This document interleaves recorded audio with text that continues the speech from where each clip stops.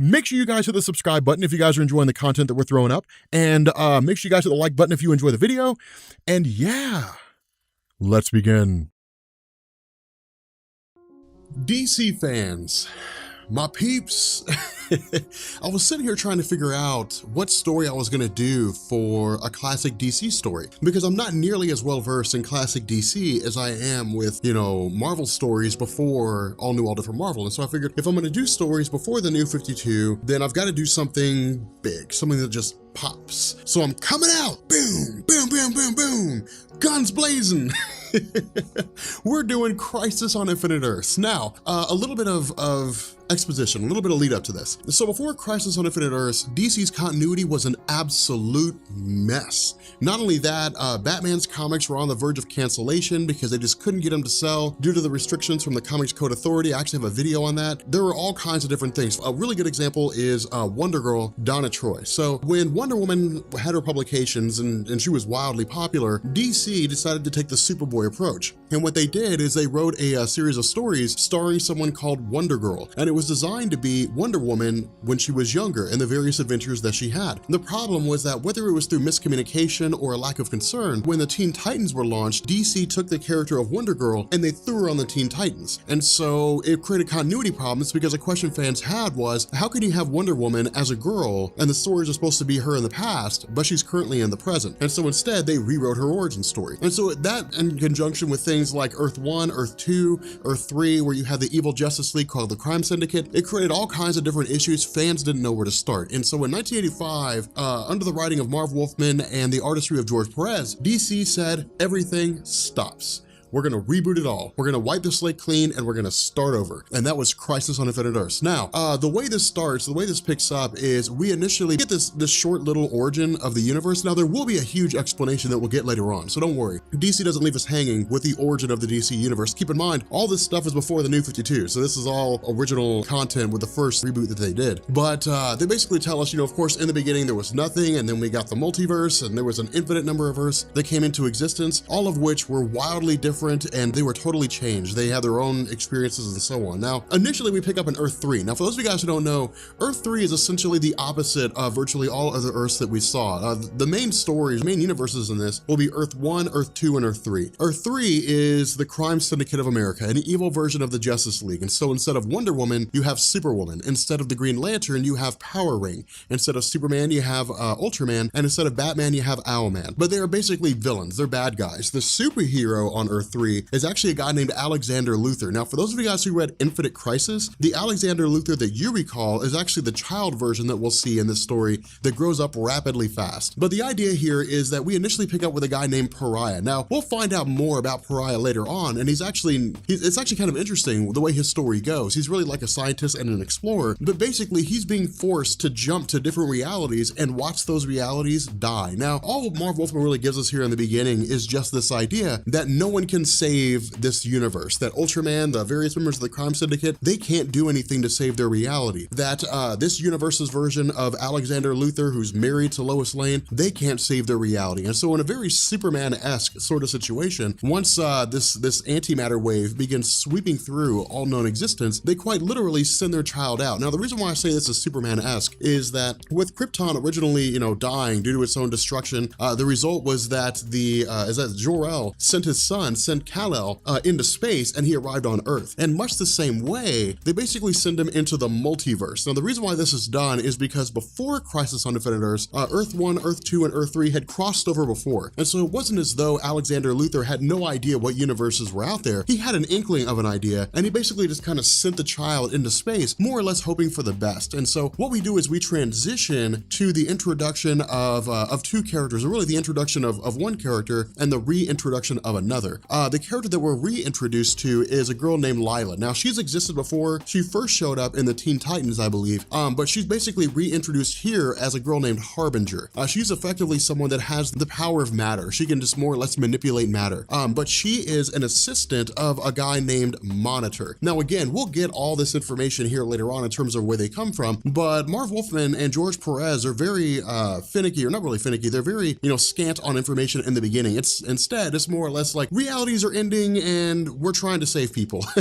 And that's basically it. But what he does is he goes to Harbinger and he tasks her with finding heroes from across all space and time from whatever planets are left. And so it's just kind of like grab who you can from where you can and then bring them here. And that's exactly what she does. She creates duplicates of herself and she sends them across multitudes of times. So of course she goes to like Gorilla City, for example, on Earth, and she ends up grabbing their king. She goes to the 30th and 31st centuries and she grabs the Legion of Superheroes. Now, for those of you guys who don't know, the Legion of Superheroes was a huge deal when it first came out. And because of the DC, one of the big issues they ran into in the early days of the publications is you had the Justice League, you had the Teen Titans, you had the Suicide Squad, or what would become the Suicide Squad. And so it was like, you know, all the modern day teams were basically covered. And so the question was, well, where do you go from there? If you've covered the modern day teams, you can only have so many heroes on so many teams because they don't have an infinite number of heroes. And so the question was, all right, well, let's try something different. And so they went to the future basically, and they said, here is a superhero team in the 30th and 31st centuries called the Legion of Superheroes, and it was wildly popular. And so what they did is they started crossing them over with the Teen Titans and some of Earth's other heroes, and it just bolstered their popularity even further. And so what we end up doing is we end up grabbing a girl named Dawnstar, and then we just join the rest of Harbinger's clones as she starts grabbing other people. Now, behind the scenes, and what we'll actually learn later on is, of course, because this story is, you know, 30 years old, what we end up finding is that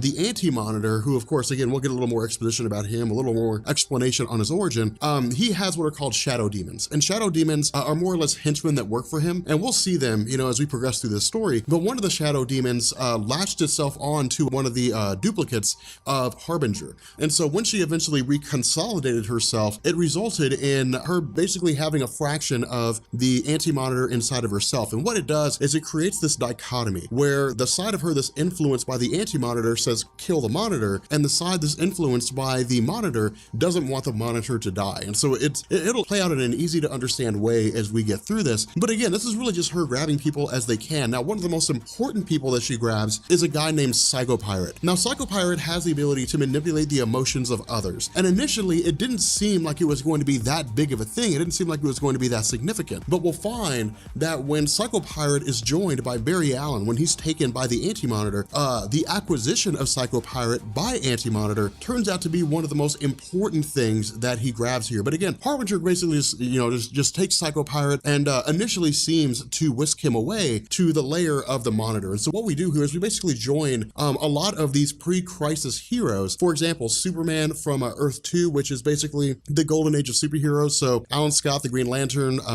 Jay Garrick, the Flash, they're not here, but that's the era of heroes that they come from. This is basically the original Superman from Action Comics #1. We also have Ted Kord, Blue Beetle. We have a handful of others, the Green Lantern, John Stewart. It's basically just heroes grabbed from different points in time, and they're all initially brought here. Now, they don't really know why, and in fact, a lot of them seem to argue amongst themselves, some of which is due to the fact that Psychopirate starts manipulating them, but also because of the fact that some of these shadow demons start showing up out of nowhere and start attacking these various heroes. Now, eventually they ask the question, what's going on here? You know, whoever you are, reveal yourself. And the Monitor basically shows up and says, hey, this was somewhat of a test. I wanted to see whether or not you can handle the task that I'm going to bestow on you, because all of your universes are getting ready to die. And so what we do here is we initially pick up with a young boy. We pick up with a guy whose name is Anthro. And Anthro hails from a future whereby humanity has been pushed to the brink of extinction. Now, he's not the most important character ever in the history of stories, but the only reason why I mention him is because we'll eventually pick up with Superman here in a little while, and we'll join him. And I didn't simply want you to be without any explanation of who that guy is. But what happens here is there's basically this sort of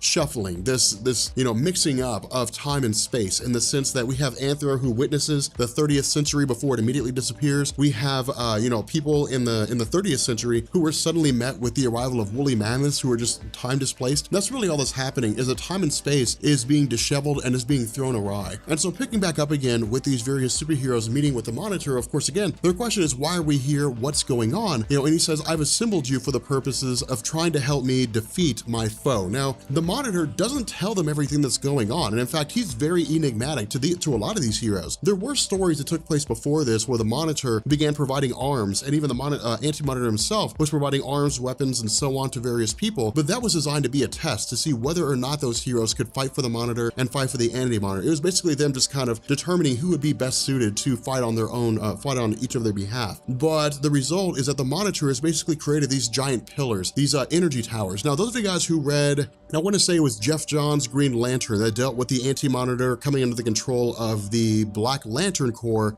If you recall, maybe it was Infinite Crisis, I don't remember, but there was a giant tower that had the Anti-Monitor melted into it. This is where that comes from. This is where Jeff Johns grabbed that kind of a thing. And so again, we initially transition over to the Guardians of the Universe. Now, this is only a quick thing, and we actually won't see them again for a little while, but the Guardians of the Universe are actually the core reason for why this happens, for why we're having Crisis on Infinite Earths. Not them directly, but one of their guys named Krona. And so even though, you know, Marv Wolfman only gives us a small glimpse, even though he has them analyzing this antimatter wave and realizing it seems there's nothing they can do, but they have to try their best. And while they are imprisoned or they're kept in stasis, I'd like you to keep them in the back of your head because they're gonna be wildly important. And so from here, we jump to Earth 1. Now, Earth 1 is basically the universe that exists after the introduction of Barry Allen. And so all the superheroes that you see that Barry Allen fights alongside, Superman, Wonder Woman, so on and so forth, those are Earth 1 characters. The superheroes that, you know, the Green Lantern Alan Scott, I guess, fights alongside, that is Earth 2. So hopefully that can help you guys differentiate things. But again, we basically join these heroes as they've been dispersed throughout all space and time to guard these towers that have been created by the Monitor. Now, we don't exactly know why a lot of this was done, but we suddenly realize that the Monitor is met with the arrival of Alexander Luthor from Earth 3, the last survivor of his universe. Now, initially it's just kind of monitoring him. It's really just keeping an eye on him, watching what happens, but the Monitor is also curious about Alexander Luthor because he's aging so fast, but also because he has such a high intelligence. Now, transitioning back to some of these superheroes who are monitoring these towers, you know, keeping an eye on these towers and defending them, of course, again, Pariah makes his presence known. Now, with Pariah showing up here, it's basically just another instance where he's being forced to watch a universe's destruction. And that's exactly what happens.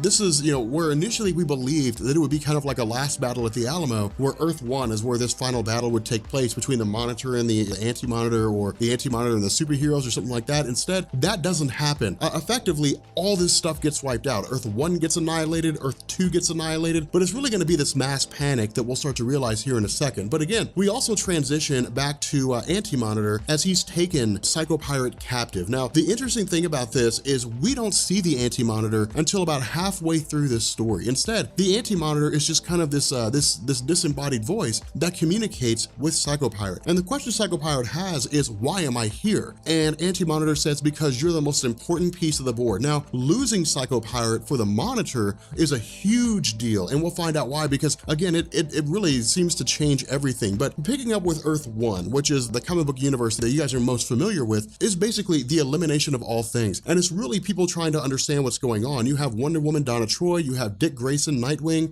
you have Superman, you know, you have all these heroes that are trying to figure things out. Batman doesn't even really know what's going on, but in truth, this antimatter wave is sweeping throughout this cosmos so fast that none of them really have time to react. And so while Flash, you know, reappears to them after having vanished previously and says, hey, look, we have to find a way to stop this, like this world is going to end, but there's still a way to save things, he suddenly just disappears. He simply just vanishes, and no one initially knows where he goes to. And so again, Marv Wolfman really gives us an idea of just how grave this situation is, just how many people are watching what's going on when we switch to Brainiac. Now, Brainiac is really just kind of out in space here. He's really just doing whatever it is Brainiac does when he's not fighting Superman or attacking Earth. And he comes to this realization that there is an antimatter wave sweeping throughout the cosmos. Now, Brainiac, with his extremely advanced intellect, also realizes that this antimatter wave simply cannot be stopped. It doesn't seem as though there's a way to bring it to an end. But if there's anybody on Earth that may have a way to end it, it's Lex Luthor from Earth 1. It's the Lex Luthor that we are the most familiar with. And so what we do here is, again, we pick up with a few of the heroes here and there who are fighting against these various forces, some of whom are time displaced. They're thrown out of their own time period. They're thrown into a future time period or something like that. You know, we pick up with like Ted Kord, Blue Beetle, who's trying to guard one of these towers, but they're also fending off against the shadow demons of Anti-Monitor. It's really just Marv Wolfman kind of giving us a quick run through of what's going on with a lot of these heroes. And the reason why he does this is because while that's happening, we have the heroes on Earth 1 trying to understand everything and trying to bring everything to an end. And suddenly we have Harbinger, who's basically taken over by the influence of the Anti-Monitor, who turns her weapons against Monitor and who annihilates him, who completely wipes him out. And so the question that people have now is, what's going to happen? With Pariah having been thrown from universe to universe and watching each universe die, and having been thrown into the presence of the Monitor, Pariah is is now in a situation where he believes that there's no way to save the multiverse. There's nothing that can be done. Now, something else that I also want to do here is I want to turn your attention to the new Dr. Light. Now, those of you guys who were following DC in the 1990s, you recognize this version of Dr. Light. I'm sure that you do. And the reason for this is because the Monitor had this idea that there's basically going to need to be someone who can rally the heroes together, or at the very least, who can stand at the precipice, really among their ranks. Now, the reason why I say this is because Dr. Light is exactly what it sounds like. It's, you know, in this instance, Dr. Light's able to manipulate all forms of light. But the reason why this matters is because the shadow demons of the Anti-Monitor have a weakness to light. And so what this would mean is that if all else fails, if these pillars were to converge into a single location, then Dr. Light would quite literally be able to fend them off by herself, just by absorbing light from anything that emits light around her, absorbing that light into herself, and then just continually shining it and keeping the shadow demons away. It's really just a way for the Monitor to buy time to keep the shadow demons gone. That's one of the reasons why I say Dr. Light would really be kind of like at the precipice of these heroes, because while they have to fight the shadow demons in hand-to-hand combat, Dr. Light could defeat them in the most feasible way possible. And so again, we pick up here with a lot of these superheroes, you know, going against a lot of these different shadow demons. Again, it's really just kind of a way to show us exactly what's happening in this point in time. But ultimately, we're basically met with Pariah meeting alongside the Monitor prior to his death, and then having to witness the Monitor die. And so what we have is this situation where Earth 2 and Earth 1 basically seem to be gone, that the multiverse in its entirety seems to have been completely eliminated. And so the question that we have is, if this is the case, if the antimatter wave of the Anti-Monitor was successful in eliminating the entirety of the multiverse, then what have happened to these heroes? What's going on? And what we learned was that, you know, the Monitor dying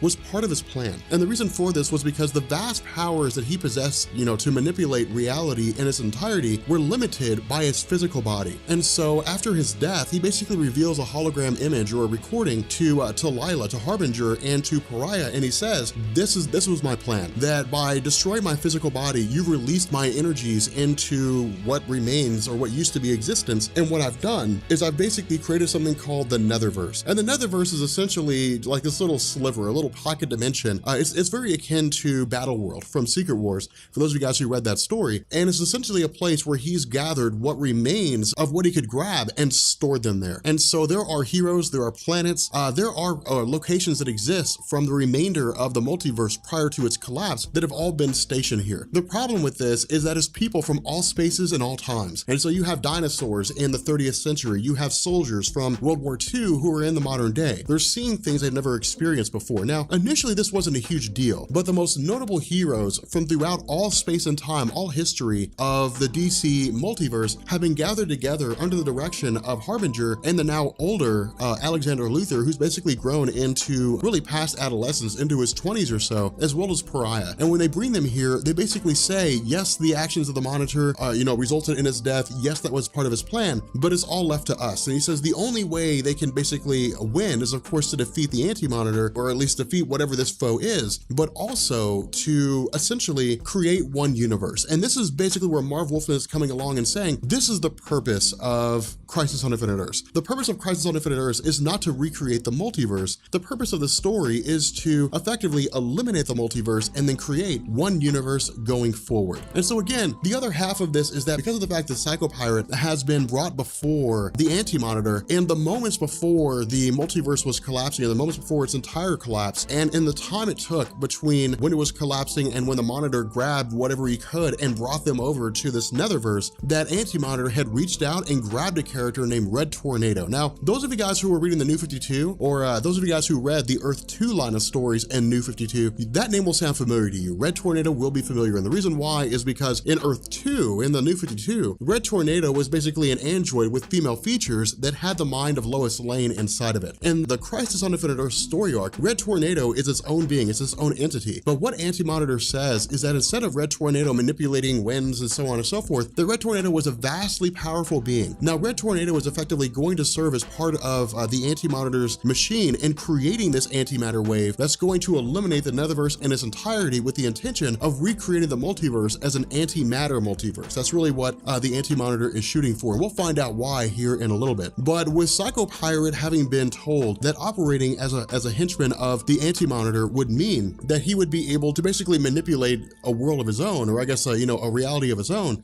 he's basically told, yes, this is exactly what you're going to get. You're going to get the ability to manipulate realities of your own. And this is where we get the actual plan of the Anti-Monitor. What he does here is he basically bolsters the power of Psychopirate. Psychopirate's ability to manipulate emotions are now planetary level, really, you know, universal level. And what he does is he basically has the Anti-Monitor tap into the emotions of all these people who exist on the fragments of realities in this netherverse and essentially manipulate their emotions and start turning them against one another. Now, while this happens, we also have the Guardians of the Universe that are still alive in the netherverse, and we also have Ultron, which is still alive in the netherverse, and it grabbed Lex Luthor from Earth 1. And so it was really more of this thing where when the multiverse collapsed, the Monitor had just reached out, grabbed people wherever they happened to be at that time, and brought them into the netherverse. And so things are pretty much the same as far as they remember for those who are out in space and weren't actually on planets. But again, because of the fact that all these different heroes are fighting one another, we basically have like Shazam fighting against Supergirl. It's really one of these scenarios where it's kind of the dream matches that a lot of people always wanted to see, but it's also a less expansive version of the Battle World events that we saw in Secret Wars from Marvel Comics. And so what we have here is essentially Lila coming to this realization that the influence of Psychopirate is dependent on his power boost from the Anti-Monitor. And so in order to keep everybody from fighting themselves, she basically burns her powers out. What she does is she essentially moves the entirety of the netherverse away from the influence of the Anti-Monitor. And while it does restore things to normal, she's inherently human now. She has no superpowers. She's basically burned them all out in an attempt to essentially keep everybody alive.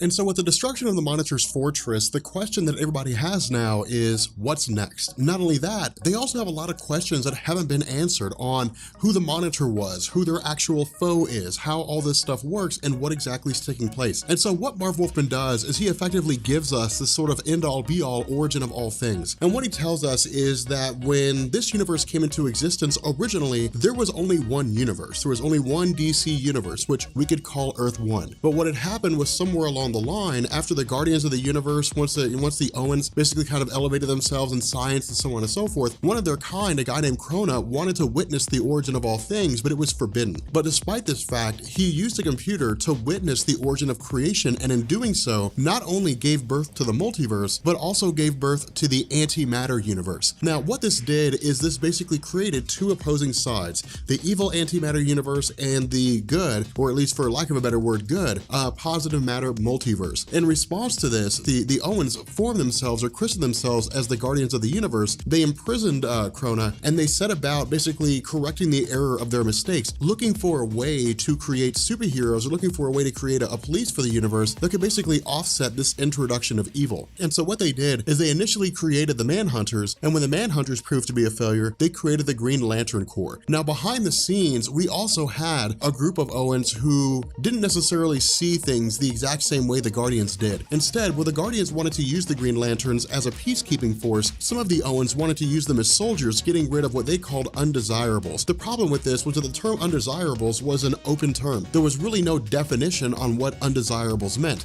And so the Guardians saw this as the first steps to creating a dictatorial universe. And so instead, they basically engaged in a civil war with these other Owens that, had really harsh views. And as a result, the Guardians of the Universe maintained control over the positive matter multiverse, and they sent the evil Owens off to the antimatter universe, where they took up residence on a planet called Cord. Now, while they were on this planet Cord, they effectively evolved into what we call the Weaponeers. That's where these came from. But while all this had been happening, when the multiverse had been formed, the Monitor came into existence. And when the antimatter universe had been formed, the Anti-Monitor came into existence. The kicker was that they had just slept. They were basically dormant. But eventually, the Anti-Monitor woke up. Now, we weren't initially told how, but what we learned was that this is why Pariah is more or less being forced to witness all these things. It's kind of the penance that he's paying. Pariah was a scientist much like Krona. The issue was that when he set about exploring the origin of creation, he inadvertently woke up the Anti-Monitor, and when he did, the Anti-Monitor destroyed his world and then began a conquest to basically start wiping out everything and absorbing all the antimatter energy in existence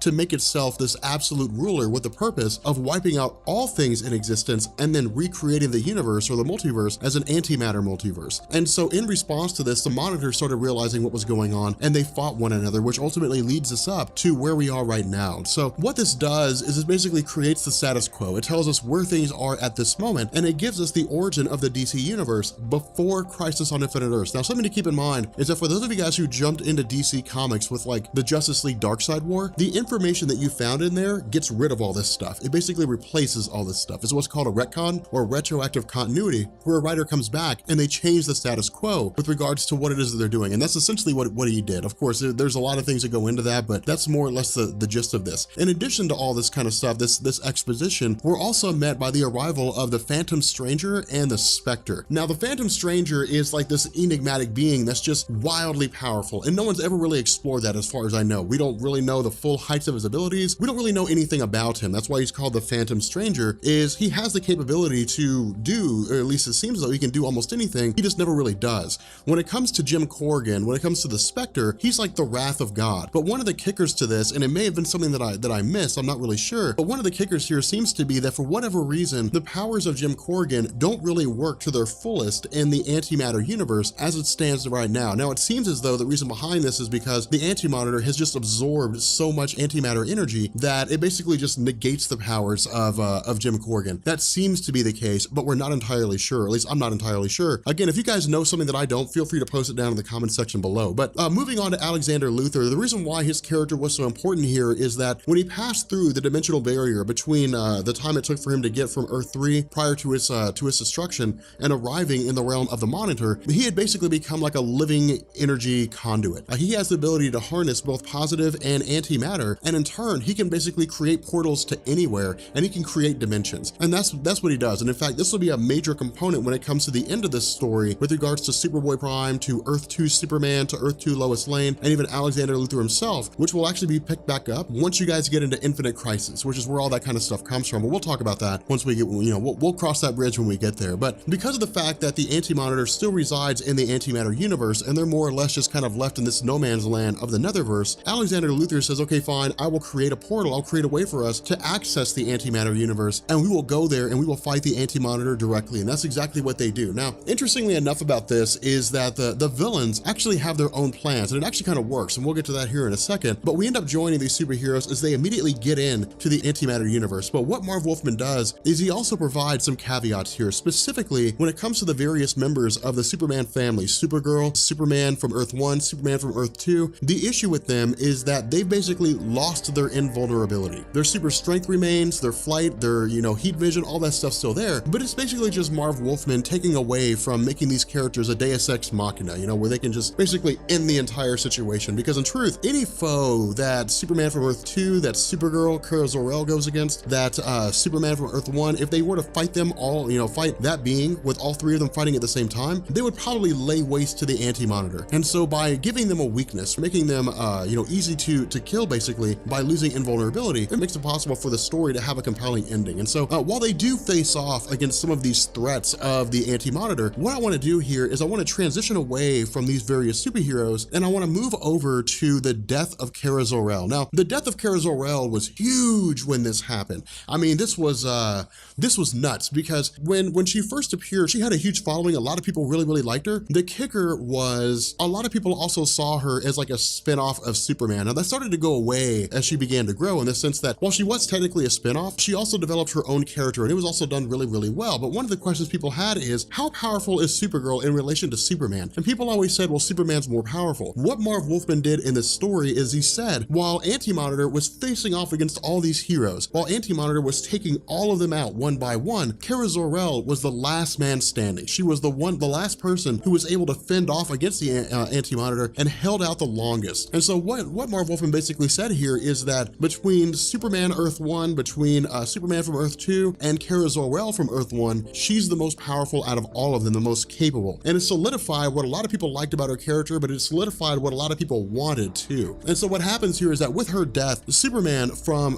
Earth 1 loses it, because this was his cousin. This was a part of his family. And he's so outraged and so distraught at the experience, that he feels like he should be the one that should lay her to rest. He should be the one that should take her out and give her a proper burial in, what remains of the Fortress of Solitude, because again, all these different Earths events are still confined within this netherverse. And so from here, I want to jump over to Barry Allen, to the death of Barry Allen, because this is one of the other huge things to happen in this story. Barry Allen's character had basically been popping in and out of time throughout this story, and I had actually skipped over that, and the reason why was because it would have seemed weird and out of place, and I was afraid it might have thrown you guys off. But since his capture by the Anti-Monitor, Barry Allen has basically been manipulated time and time again by Psycho Pirate and effectively just tortured to the point where Barry Allen has to remember these terrible experiences. He has to remember the happy experiences that he can never go back to, and it's really just a way to mess with his mind. At the same time, we also have Darkseid from the New Gods and Apocalypse, which exist in this netherverse. Now, Darkseid in this situation is actually really intriguing because he doesn't actually do anything. And that's one of the funny situations here, is because we would expect someone as capable as Darkseid to either ally himself with the Anti-Monitor or ally himself with the superheroes. But in some form or fashion, he would fight. Instead, he says, nope, we're gonna stay hands off and we're gonna wait. And the reason why is he says, if the superheroes are successful, things will go back to the way they used to be, and I'll be doing the exact same thing I did before. If the superheroes are not successful, they would have put up one hell of a fight, which means that Anti-Monitor would be weaker, which means I can defeat him and I can recreate reality the way that I want it to be. And so for him, it's really just a waiting game. It's just an intelligent game to play to see how things end up. And so again, you know, with Barry Allen picking up with his character, he had basically been kind of stirring in his powers because they had gradually been coming back while they had been suppressed during his time under the control of the Anti-Monitor. And when he makes his escape, he's able to easily subdue a Psycho Pirate here. And he immediately takes off to the core of this antimatter cannon that the Anti-Monitor has assembled, because the goal of the Anti-Monitor is to use this cannon, fire it into oblivion, and recreate all things. And so Barry Allen comes to the realization, of course, as a scientist, that if this cannon is composed of antimatter, then it's going to take a sufficient amount of positive matter to basically destroy it. And so his idea is to basically reverse the polarity of this cannon by running in the direction counter to where this cyclone's going. And so he basically creates a wind tunnel effect that reverses the spin of this antimatter cannon, effectively dispersing the antimatter in its entirety and destroys the cannon. But in the process of doing this, he starts fluctuating throughout all space and time. And this is why those of you guys who go and read Crisis on Infinite Earths, you'll see moments where he just pops up and he sees Batman for a second and says, hey, you have to save us, and then vanishes. This is likely what's happening with regards to the Batman Superman movie when we saw the Flash appear out of nowhere. This is the kind of thing that was taking place, is he was basically fluctuating throughout all space and time, but ultimately his actions are successful in destroying the antimatter cannon. The problem is that he simply ceases to exist. Now, when this story happened, the initial belief was that Barry Allen died. That was the thought process. Barry Allen's gone, he's dead, and he's never coming back. As we found out with Final Crisis, he was basically just lost in the Speed Force. That was really all that was going on. And so because of this, it's really just kind of like this last man standing. It's this final battle, or at least it seems to be this final battle that's taking place between the superheroes that remain and you know, those people who are basically trying to take their place, or at least villains who are just doing villain stuff. Now, the kicker with this is that when it comes to the regular supervillains that we're used to, they had their own plan, in the sense that the only way to keep this cycle from repeating is to go back in time and to stop Krona from observing the universe in the first place. The problem with this is that they're supervillains. So when they do that, when they travel back into the past and they try to stop Krona, they ultimately start fighting among one another, which results in Krona observing the origin of all things anyway. In addition to this, with these various forces who are fighting amongst themselves, Jim Corrigan pops up and says, hey, you guys have to stop this. You know, the Anti-Monitor is not dead. The Anti-Monitor is alive, and we have to work to essentially destroy him. And from here, this is where things get a little weird. From here, we're suddenly met by the arrival of Superboy Prime. Now, this is really just Marv Wolfman throwing Superboy Prime into the story. There was a story arc in, I think it was DC Presents issue number 81, and that explained where it was that he came from, which you guys can actually find that in my video on Superboy Prime Explained. But the fact is that he's here. Now, Superboy Prime is wildly powerful. In terms of the remnants of these various Supermen who are left, Superboy Prime is the most powerful out of all of them. But the idea here is to basically find the Anti-Monitor and to eliminate him before he can, you know, essentially try to wipe all things out, or at least wipe out what remains of these superheroes. And so because of the fact that Krona is able to witness the Anti-Monitor, I guess witness the creation of all things, because of the fact that the Anti-Monitor is able to travel back to the creation of all things, we learn that the hand that Krona witnessed was the Anti-Monitor's hand rising up. But the view screens that the villains are watching in the past, as they're standing alongside Krona, it actually changes, so that when Spectre and the Anti-Monitor are fighting one another, that they see the hand of the Spectre and the Anti-Monitor. So it's basically just an idea of how this multiversal battle is influencing the origin of all creation. And so what ends up happening is that in this conflict between the Anti-Monitor and Spectre, it results in the fracturing of reality as it seems to exist, and everything comes crashing down. And and then it immediately reforms in the form of New Earth. Now, the kicker about this is that all these heroes have no histories. As far as the universe is concerned, this is day one, and they're all just here. And so there's no backstories. They have no origin stories. It's almost as if the character had just been written and nobody ever wrote a backstory for them. That's basically where we are right now. And so the stage is set. Marv Wolfman has made the slate. He set the stage for the origin stories that these characters will get after Crisis on Infinite Earths is over. But what we also learn here is that the Anti-Monitor is not necessarily dead. The Anti-Monitor's essence still exists. And so what we have is this situation where Superman from Earth 2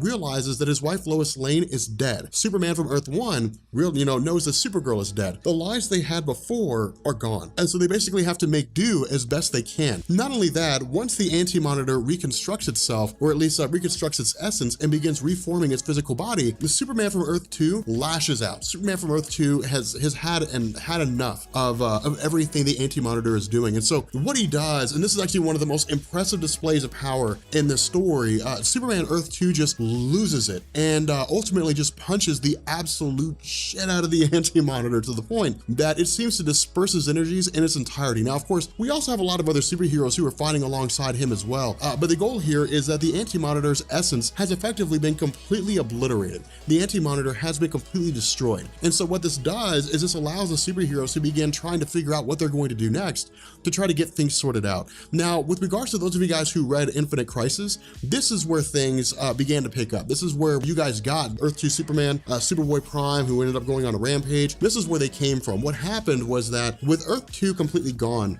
Alexander Luthor reveals that Lois Lane is alive, that she had effectively been reborn with New Earth, but he had kept her hidden away from the danger so that she wouldn't be killed in the conflict, because she would have been brought back, exactly where all this was happening. And so when her presence is revealed, Alexander Luthor basically says, we're people without a home. We have nowhere to go. And so essentially he takes them all, or whisks them all away to a pocket dimension. Now, originally, this was supposed to be the end. This was going to be the end of the Earth 2 Superman. This was going to be the end of Superboy Prime. This was going to be the end of the Earth 2 Lois Lane. Their stories were going to be finished, and they were for 20 years until Jeff Johns brought them back in Infinite Crisis. But as the story wraps up, all it basically says is that we're getting a start over. We're basically getting a refresh, that these characters are going to start getting their own origin stories, that with Barry Allen having been killed, that Wally West now takes his place due to the fact that his age was jump-started when the New Earth was reformed. It's essentially, this idea that we have a continuation of a lot of the characters that we like, but the origin stories of where they came from are going to be told in publications coming after.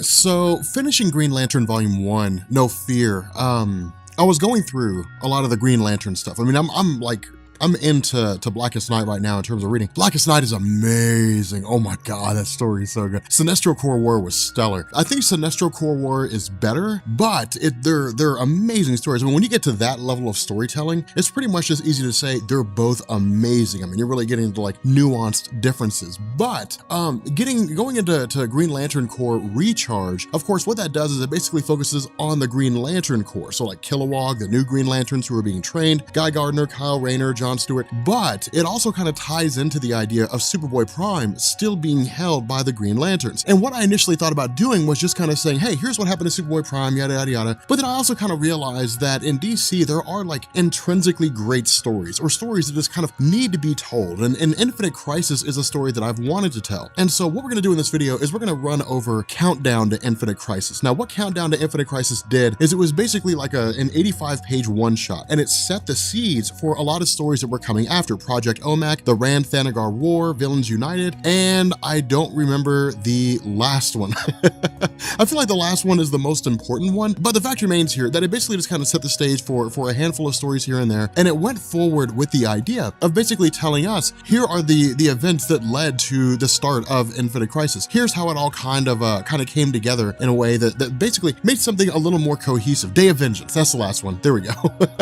I couldn't remember that last title for the life of me, but this story almost focuses exclusively on Blue Beetle, but it's done in a way that makes sense. Now, for those of you guys who were reading Justice League versus Suicide Squad, and you had a particular interest in like Maxwell Lord, and you were trying to figure out about his character, where he basically kind of became a major villain, what this story does is answer those questions. I mean, well, it really kind of lays the groundwork for answering those questions, but Superboy Prime and company don't really show up until like Infinite Crisis. But again, this kind of sets the stage for things that go on. And so we might be kind of picky and choosy based on, what miniseries we do, we'll probably just stick with only a couple of them, and then we'll just jump directly into Infinite Crisis. But what this does is it initially just kind of picks up with Blue Beetle making his way into the headquarters of Checkmate. Now, because this was a countdown to Infinite Crisis, it really just kind of followed the trend of 0 Hour Crisis in Time, in the sense that 0 Hour Crisis in Time was actually a miniseries where instead of going to issues, 1, 2, 3, 4, 5, 6, it started with 6 and worked its way down to a 0 issue. And that's what this little story does. It really just kind of, jumps back in time. So what we end up doing here is we basically jump back to 4 days ago. Now, of course, Ted Cord, the current version of Blue Beetle, of course, hanging out with Barbara Gordon, who again is still paralyzed following the events of The Killing Joke, again, is basically alerted to the idea that somebody is funneling money, somebody's laundering money through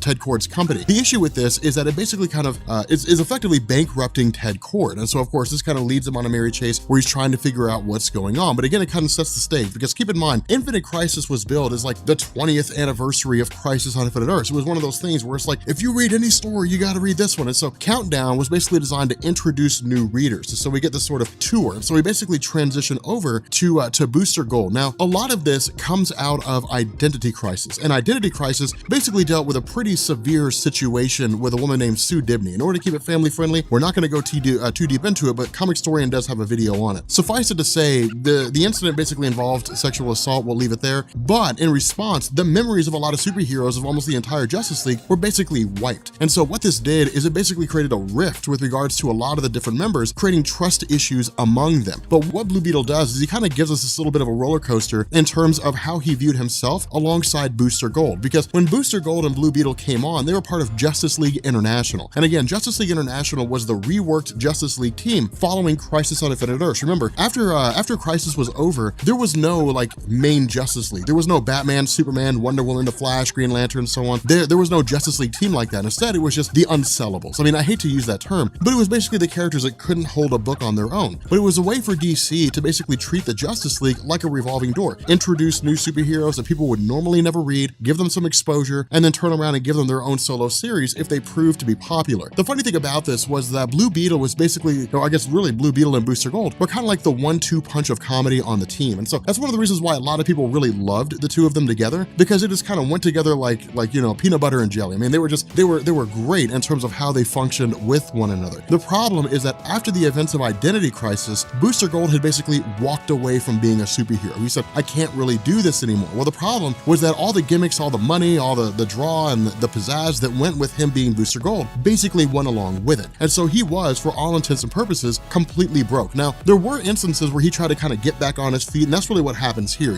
Booster Gold draws the attention of Blue Beetle when Booster Gold basically, draws $300 out of an ATM machine using, money that Blue Beetle has. Of course, Blue Beetle says, hey, look, we're kind of broke here, and we're running on fumes in terms of cash. But Blue Beetle also says, look, somebody's embezzling money, somebody's laundering money through my company. And if there's any one person that would be most likely to do this, it would be Maxwell Lord. Now, keep in mind, Maxwell Lord was basically kind of brought in with regards to Justice League International as a guy that effectively stole leadership away from Batman. I mean, he really just kind of hijacked the team. But it was really cool because Maxwell Lord was kind of one of these characters that DC was trying to sort out. They were trying to figure out what direction they were going to take him in, and they struggled time and time again because Maxwell Lord was not inherently interesting. But what this does is kind of take his character and turn him on his head again. Now, of course, meeting with Maxwell Lord, the meeting's pretty short-lived in the sense that Lord basically says, look, guys, your best years are behind you. I mean, you guys got to stop looking at being superheroes. You guys got to basically just kind of look at the future and see what direction you want your lives to go in. Well, there's really no answers to be had here. And so what ends up happening is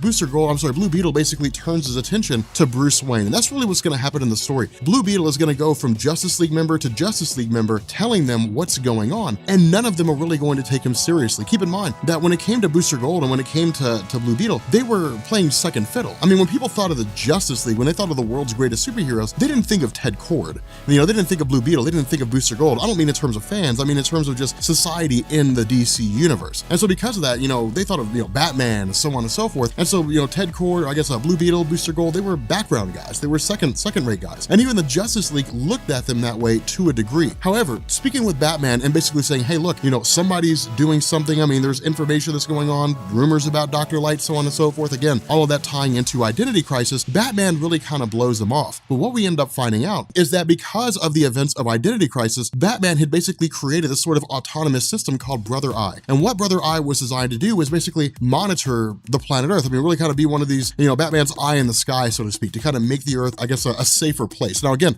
we're gonna find out later on in this video how it can be used for nefarious purposes. But again, jumping back over to Blue Beetle, you know, in the present moment right now, investigating really the headquarters of Checkmate, he's coming across all these different files belonging to Batman, Superman, you know, the Green Lantern, Hal Jordan. Keep in mind, this comes after Green Lantern Rebirth, you know, investigating the Flash and so on and so forth. And there's all these files, all these dossiers, you know, on them. And what these profiles basically do is they list their secret identities, their strengths, their weaknesses, all this information. So for those of you guys who read like Tower of Babel, where Batman was keeping detailed files on how to defeat the individual members of the Justice League, imagine that information, but expanded to include almost the entirety of the superhero community, or at least the most prominent members, as well as the various organizations that exist out there, Progene Tech, Star Labs, so on and so forth. And so again, because of this, what ends up happening is we actually find out that Cord, one of the I guess warehouses that was owned by Ted Cord, had basically been raided. It had stored several hundred pounds of kryptonite. And again, this was a major issue just simply because of the fact that if a person got a hold of this kryptonite, they could use it for any number of reasons on Superboy, Connor Kent, because remember, following the death of Superman, there was, you know, Connor Kent during the reign of the Superman. He was a holdover. He was maintained by DC Comics. He's still around, and he actually has a really badass moment in Infinite Crisis when he fights Superboy Prime. It's pretty amazing. I love that fight. But what Blue Beetle does is he kind of reaches out to Oracle, says, you know, we need to call everybody in. We need to find out who jacked this kryptonite. So we've got, you know, we've got Dr. Fate, we got Power Girl, Hawk Girl, so on and so forth. But again, what this does is highlight the lack of trust between these different members of the Justice League team. And so because of that, a lot of individuals kind of look at Blue Beetle and say, look, we're just kind of doing this as a favor, but honestly, man, there's really nothing to go on here. You're kind of wasting your time. A lot of them don't really take him seriously. And, you know, one by one, slowly but surely, they all sort of begin to bail out. Now, of course, Hal Jordan appears before Blue Beetle and says, hey, look, my ring's picking up some very faint signatures of radiation. But what this tells us is that whoever it was that took this kryptonite did so with stealth in mind, that if some of the world's greatest superheroes, Power Girl with all her different abilities, Starfire with all her different abilities, Dr. Fate in the realm of magic, if all these different individuals cannot find any real trace of evidence to indicate who it was that took this kryptonite or where, well then suddenly Blue Beetle begins to lose credibility. He's the boy who cried wolf. But with Hal Jordan on Blue Beetle's side and saying, look, I'm willing to help you, you know, deal with this, it kind of bolsters the confidence of Blue Beetle. It makes him feel like he's less of a second stringer, and makes him feel like he has more of a place, or at least somebody out there is taking him seriously. Now, of course, when the question's asked, what happened to this kryptonite and where did it go? Superman makes his appearance. So that's one of the coolest things about this, because Blue Beetle looks at Superman and says, every time I see him, it's the first time. Every time I see him, no matter when I see him, no matter where I see him, no matter how many times I've seen him before, every time is the first time. His authority, the stance that he has, the fact that he's so large, the confidence that he exudes, you know, it really makes Ted Cord kind of feel insignificant, but the fact that Superman is speaking to him and taking time to talk to him makes him feel important. And so really, it is one of these funny little moments, one of these funny little things in terms of how different people view the concept of the character of Superman. Not only that, Ted Cord actually starts tripping over his words. He starts getting nervous. His mouth dries up. He doesn't really know what to say. Superman says, calm down, relax, tell me what's happening. Now, of course, Blue Beetle explains everything that's going on with regards to the kryptonite that vanished. Superman takes this with the utmost concern and says, look, if there's 100 pounds of kryptonite running around out there, it's, you know, for Superman and the various kryptonite-based individuals out there, it might as well be an atomic bomb. And so it's like that line from the movie Peacemaker. I'm not concerned about the guy who wants 10 nukes. I'm concerned about the guy who only wants one. And so because of this, it's Superman kind of saying, okay, look, this deserves a lot of attention. Now, of course, he races off, but then Blue Beetle's sort of accosted by these nonsensical villains and so on and so forth. Now, the funny thing about this, and this is why I love this story so much, is because on the surface, it seems woefully unimportant. It seems totally unimportant. In fact, it's almost over in the blink of an eye, in the sense that these guys are basically chased off by Booster Gold, who returns to help Blue Beetle. But we'll actually find out later on, this was extremely important. This was a very significant moment in this story. More so than that, again, this basically kind of sets the seeds for Villains United when we find out that Lex Luthor is working alongside Black Adam. He's working alongside Talia al Ghul. He's working alongside Dr. Psycho, Deathstroke, basically creating this new team of supervillains for the purpose of carrying out whatever missions or goals they intend to carry out. Again, a lot of this kind of sets the stage for some of the stories that are going to be coming out of this, some of the miniseries that lead into Infinite Crisis. But from this point, we jump forward, you know, a little bit, you know, by about a day and a half or so, 2.5 days, something like that. And we basically pick up with, you know, Blue Beetle and Booster Gold sort of going through and trying to figure out what's going on. And the reason for this is because of the fact that in Blue Beetle's mind, if someone was contracted to basically rob his place, you know, rob this this warehouse, then money had to have changed hands. And if money changed hands, then it could be traceable, because in the words of Blue Beetle, people don't just exchange money using suitcases anymore. It's all done digitally. Now keep in mind, Blue Beetle is wildly intelligent in terms of what it is that he's capable of, but he also has a great deal of wealth to his name and has a lot of resources at his disposal. The problem is that in the middle of this whole investigation, when Booster Gold steps up to try to, get into this computer and trace these transactions, the whole thing explodes. The whole house is basically totally destroyed. Now, what this does is it sends Blue Beetle on a chase to find out who it was that destroyed this house. And the reason why is because of the fact that this damage also includes Booster Gold receiving third-degree burns on 40% of his chest. And so at this point, it's really become personal more so than business related. Now, of course, at this point, the investigations of Blue Beetle basically lead him to the Rock of Eternity. Now, the Rock of Eternity, at least as far as I'm aware, the Rock of Eternity is where the wizard Shazam resides. Keep in mind, Shazam is basically the wizard that bestowed Billy Batson with his powers and allowed him to become, Captain Marvel or Shazam or whatever you want to call him. But, this guy, the powers that this guy bestowed is the reason why Billy Batson can shout the word Shazam and turn into a superhero. The issue with this is that when it comes to the wizard Shazam, he has a great deal of knowledge on a lot of things that are going on. Keep in mind, this is all still in the era where there's only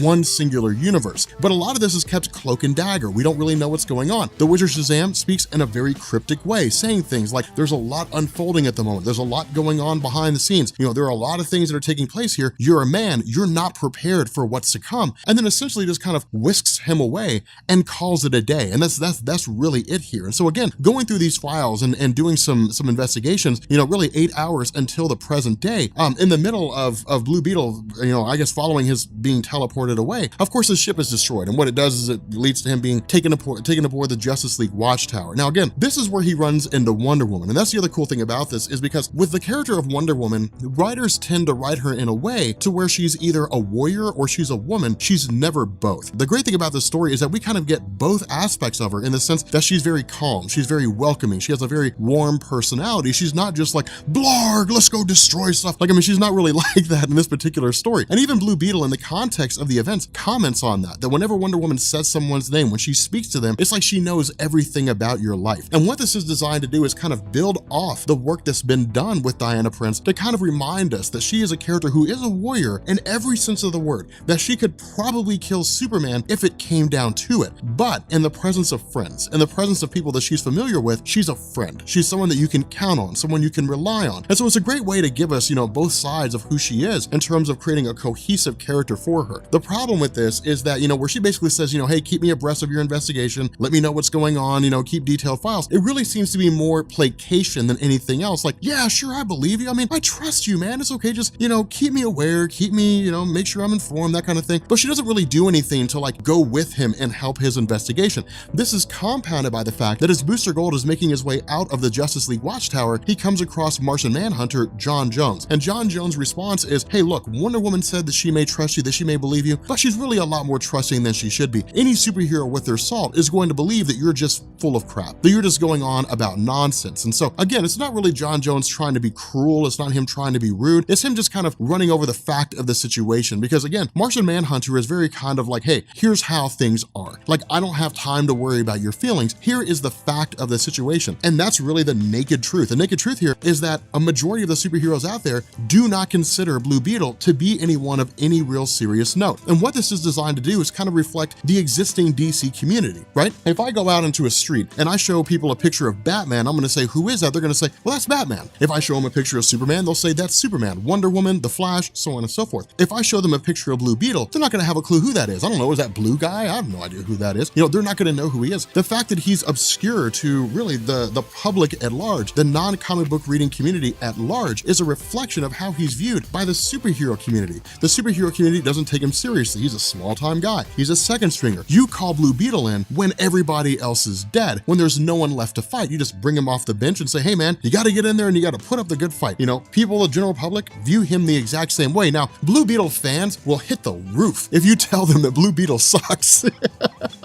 Walk up to a Blue Beetle fan and say, hey, I was reading about Blue Beetle recently and I gotta say, man, that guy sucks. They will freak. They will lose their absolute mind. Like, he's got a small fan base. I think Amazing Zero, we were talking about this in the Discord, he was like, Blue Beetle has a small fan base, but it is a hardcore, dedicated fan base.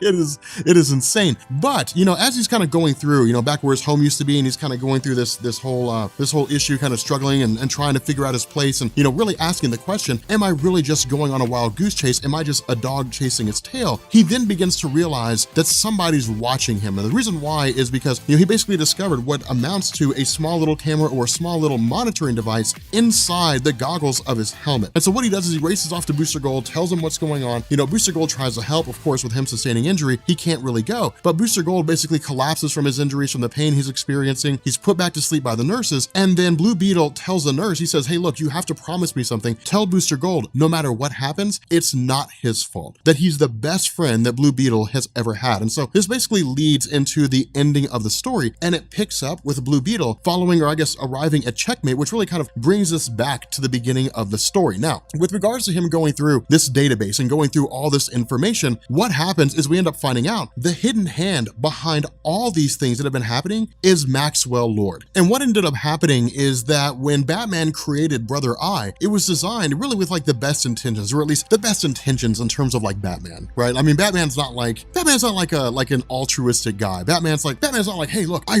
really care about your thoughts and feelings. Batman's pretty far from that. But what ended up happening here is that the Checkmate organization, which was previously kind of a branch off of the US government, where it operated on behalf of the US government and carrying out, or really kind of serving as like a monitoring arm, was relaunched and retooled by Maxwell Lord for the purpose of hijacking Brother Eye and using Brother Eye as a means to monitor superheroes around the world. And so what Maxwell Lord wanted to do is basically say, hey, look, there's like 90, you know, of all the superhero, I guess all the superpowered people out there, you know, the 1.9 million people out there who have powers, 95% of them are nuisance powers, meaning that, you know, they can barely use their telekinesis, or they can kind of read surface thoughts, or maybe they can teleport a little bit or something like that. They can't do anything outrageous, but there's the 5% that can do insane things, who can fly, who are invulnerable, who have super strength, super speed, you know, who are a credible threat to any country they come across, not just a group of people, but a country. And Maxwell Lord's idea is to basically say, we're not going to allow our world to be ran by people with superpowers. We're going to allow our world to be ran by humans, and we're going to control superheroes. Now, this is not Maxwell Lord doing this for the purpose of just saying, we really need a great, safe world where superheroes are under control. This is a power-hungry Maxwell Lord. He's looking to use Checkmate, or really, you know, use Brother Eye and Project OMAC as a way to basically control the world. I mean, that's really what this is. This is kind of world domination. If you control Superman, if you control Wonder Woman, if you control the Green Lantern, the Flash, Aquaman, so on and so forth, you control the future of the planet, because all you have to do is send the Justice League into a country, and that country doesn't exist anymore. And so because of that, Maxwell Lord basically gives Blue Beetle a choice. He says, look, you can join me in this crusade. You can join me in this task, or you can stand against me. If you stand against me, you are going to die. Now, what he also does is he basically deploys one of his OMACs, these super powerful beings that are designed to really kind of counter the various powers of different individuals out there. For those of you guys who are familiar, and I don't know very many people who are, but for those of you guys who are familiar with like the old school Marvel UK Captain Britain stuff, think of this as like a kind of DC version of the Fury. I mean, it's not intrinsic in the sense that like the Fury was designed to counter every single superpower, but you guys understand what I'm saying, in the sense that it was kind of like, you know, this force of some kind. But the fact remains here that because of the fact that Blue Beetle chooses not to ally himself with Maxwell Lord shoots him in the head, just kills Blue Beetle on the spot, and that's the death of Ted Kord. Now, what this does is it sets the stage for later on down the line, which leads into the events of Infinite Crisis. The reason being is because the world is becoming a darker place. Now, on the surface, it does not seem like this has anything to do with Infinite Crisis, and I understand that in its entirety. However, the darker nature of these stories, because you'll notice these stories are dark, these stories are gritty, these stories are not designed to be happy and fluffy. They're in stark contrast to what you're seeing in DC Rebirth right now. The nature of the superhero community in the world at this moment in DC Comics with regards to this countdown to Infinite Crisis is the reason why Superboy Prime, why it is that Earth 3 Lex Luthor and Earth 2 Superman and Lois Lane show up in the world in the first place, is because to them, the world's darker. These are not superheroes. These are people who used to be superheroes, but they're basically villains now. There's no real difference between villains and heroes. Okay, so as we get into Infinite Crisis, or really not Infinite Crisis official, as we sort of get into it, I'm gonna go ahead and roll this in as part of Infinite Crisis. We're just gonna sort of title it this way. Remember, we're covering Infinite Crisis because of the fact that this really gives us Superboy Prime, and it lays the groundwork for what happens with regards to like the Jeff Johns Green Lantern line of stories, going into like Sinestro Core War and all that kind of good stuff. Plus, it's just a story that I've really felt like doing, but I figure if I'm gonna do Infinite Crisis, like we're gonna go for broke. We're gonna do it all. We're really gonna swing for the fences here, and we pick up with what's called the OMAC Project. Now, the OMAC Project is essentially explained to us over the course of this particular story, but what we end up doing here is we actually pick up with a girl named Sasha Bordeaux. Now, Sasha was one of these characters who's relatively new, or I guess really who is new relative to the creation of this story. So she appeared in Detective Comics 751, I think it was, in 2000, and she was one of those characters that DC brought in and then just didn't really know what to do with her. I mean, it was one of those weird situations because at the time, DC was toying with the notion of like Batman having a love interest, and that's kind of been an on again, off again thing. It's always been the idea that maybe Bruce Wayne will find love and he won't be so mean and brooding and so on and so forth. But people love the mean and brooding Batman. They love that version of his character, and so because of that, Sasha was shuffled out pretty fast in the sense that she was basically kind of rolled over into Checkmate. Now, at the time, Checkmate was essentially a governmental organization that was similar but a little bit different from Marvel's Hellfire Club, in the sense that where Marvel's Hellfire Club exists behind the scenes to more or less try to influence and take over the world, Checkmate does not serve that purpose, but they are similar in the sense that their ranks are modeled after chess pieces: black kings, black queens, white queens, so on and so forth. Now, of course, with much like really much like the Hellfire Club, the Black King is like the top person in Checkmate, and of course, right now in this story, the Black King is Maxwell Lord. But this story takes place immediately after the death of Blue Beetle, and so Sasha, alongside a handful of others, are basically tasked with taking Blue Beetle away. Now, because of the fact that Sasha had spent some time alongside Bruce Wayne, because she had basically been his bodyguard, because she had been the one to deduce his identity after basically, you know, poking around and noticing how often Bruce Wayne was staying out late at night and suddenly putting two and two together, the idea eventually came to her that as part of Checkmate, she wasn't really rank and file, which is to say she didn't believe wholeheartedly in their ideals, but there was a measure of loyalty in the sense that her life was basically on the verge of being lost, and Checkmate brought her back from the brink of death. And so because of that, she had loyalty to the organization, but under the direction of Maxwell Lord, Checkmate had become a far more sinister organization. Now, the other half of this is that Maxwell Lord had basically come into control of something called it was like Brother Mark 1. We're going to refer to it as Brother 1 for the time being, but the fact remains that Maxwell Lord had come into control of this. And what ends up happening here is Maxwell Lord basically just begins using Brother 1 for the purpose of monitoring all the superheroes across the world, specifically monitoring the members of the Justice League. Now, the reason why this happened was because of the fact that Maxwell Lord, you know, killing Ted Kord, came to the realization that if Ted knew about Maxwell Lord, what he was getting up to, what he was doing, then it also meant that somebody else would eventually figure out what was going on. Now, the other half of this is that Ted Kord, the Blue Beetle, had basically eradicated almost all of the files that Brother 1 had on the different metahumans that existed, because remember, Maxwell Lord wanted to keep an eye on metahumans and basically keep them under his control. Now, when Ted Kord destroyed those files, the only ones that were left behind were the OMAC Project files. And so because of that, it still leaves the OMAC Project intact. And we'll find out more about that as we get towards the end of this story. But really, this is just a matter of Maxwell Lord keeping an eye on the members of the Justice League, as well as other people who have associated with Blue Beetle, whether they were friends or enemies, regardless of their stance. Now, what this also does is it coincides with Batman trying to figure out what's going on with Brother 1, due to the fact that he doesn't have control of it anymore. Remember, Batman made Brother 1 for the purpose of keeping an eye on metahumans after the events of Identity Crisis. So because of the fact that Batman came to the belief that metahumans couldn't be trusted, that they had to be monitored, Brother 1 served the purpose of just keeping an eye on them. The problem is that with Maxwell Lord taking over Brother 1, what he's done is basically removed Brother 1 away from Bruce Wayne and now has total control over it. And so because of that, things progress exactly the way we would expect them to, but it also picks up with Wonder Woman and Booster Gold. Now keep in mind, Booster Gold and Ted Kord were extremely close friends. And of all the people who were on Ted Kord's side, you know, Booster Gold was really the only one that genuinely actually believed him. Now, of course, Wonder Woman believed him to a degree, but what this does is it shows us the fallout of what happens when a member of the Justice League dies because no one else believed them. Something else to also point out here is that Blue Beetle himself was not really a part of the Justice League per se. He was part of Justice League International, which was kind of like a branch off team, and we'll actually see that group reform to a degree, not nearly as big as it was before, but to a degree, with regards to them calling in their own group of people in response to the death of Blue Beetle. And so what ends up happening here is we pick up with Sasha when she's basically sent on a mission by Maxwell Lord. But what she does is she takes the goggles of Blue Beetle and she mails them to Bruce Wayne. Now, of course, the crazy thing about this is that when Alfred comes downstairs and initially goes to give Batman the package, he kind of blows it off because in his mind, the biggest concern is what is he going to do when the world finds out that he no longer has control of a massive orbital satellite system designed to monitor metahumans? What's going to happen when the Justice League realizes that he doesn't control that anymore? More so than that, what happens if the person who does control it decides to use it for nefarious purposes? And so because of this, he's basically just kind of hounded by Alfred and eventually opens up the box only to realize that it came from Sasha. And when Sasha basically says, you don't control Brother Eye anymore, it's also met with the goggles of Blue Beetle, which is Batman basically learning that Blue Beetle has been killed. And so what happens is, of course, the most likely scenario, the most likely fallout, when Batman goes to visit the rest of the Justice League and tells them what's going on. Now, of course, Booster Gold freaks out. And the reason why is because Booster Gold says, look, this is your fault. Blue Beetle came to you and said, there's something going on here. Somebody's doing something behind the scenes. I'm trying to figure out who broke into my warehouse. I'm trying to figure out what's going on with all this. Batman had a general idea of what was going on, but didn't say anything. He didn't speak up. And so in the eyes of Booster Gold, Batman's refusal to act resulted in Blue Beetle's death. Whereas if Batman had told Blue Beetle, look, here's what I think is going on. Let's just go ahead and put our minds together. Let's put two and two together,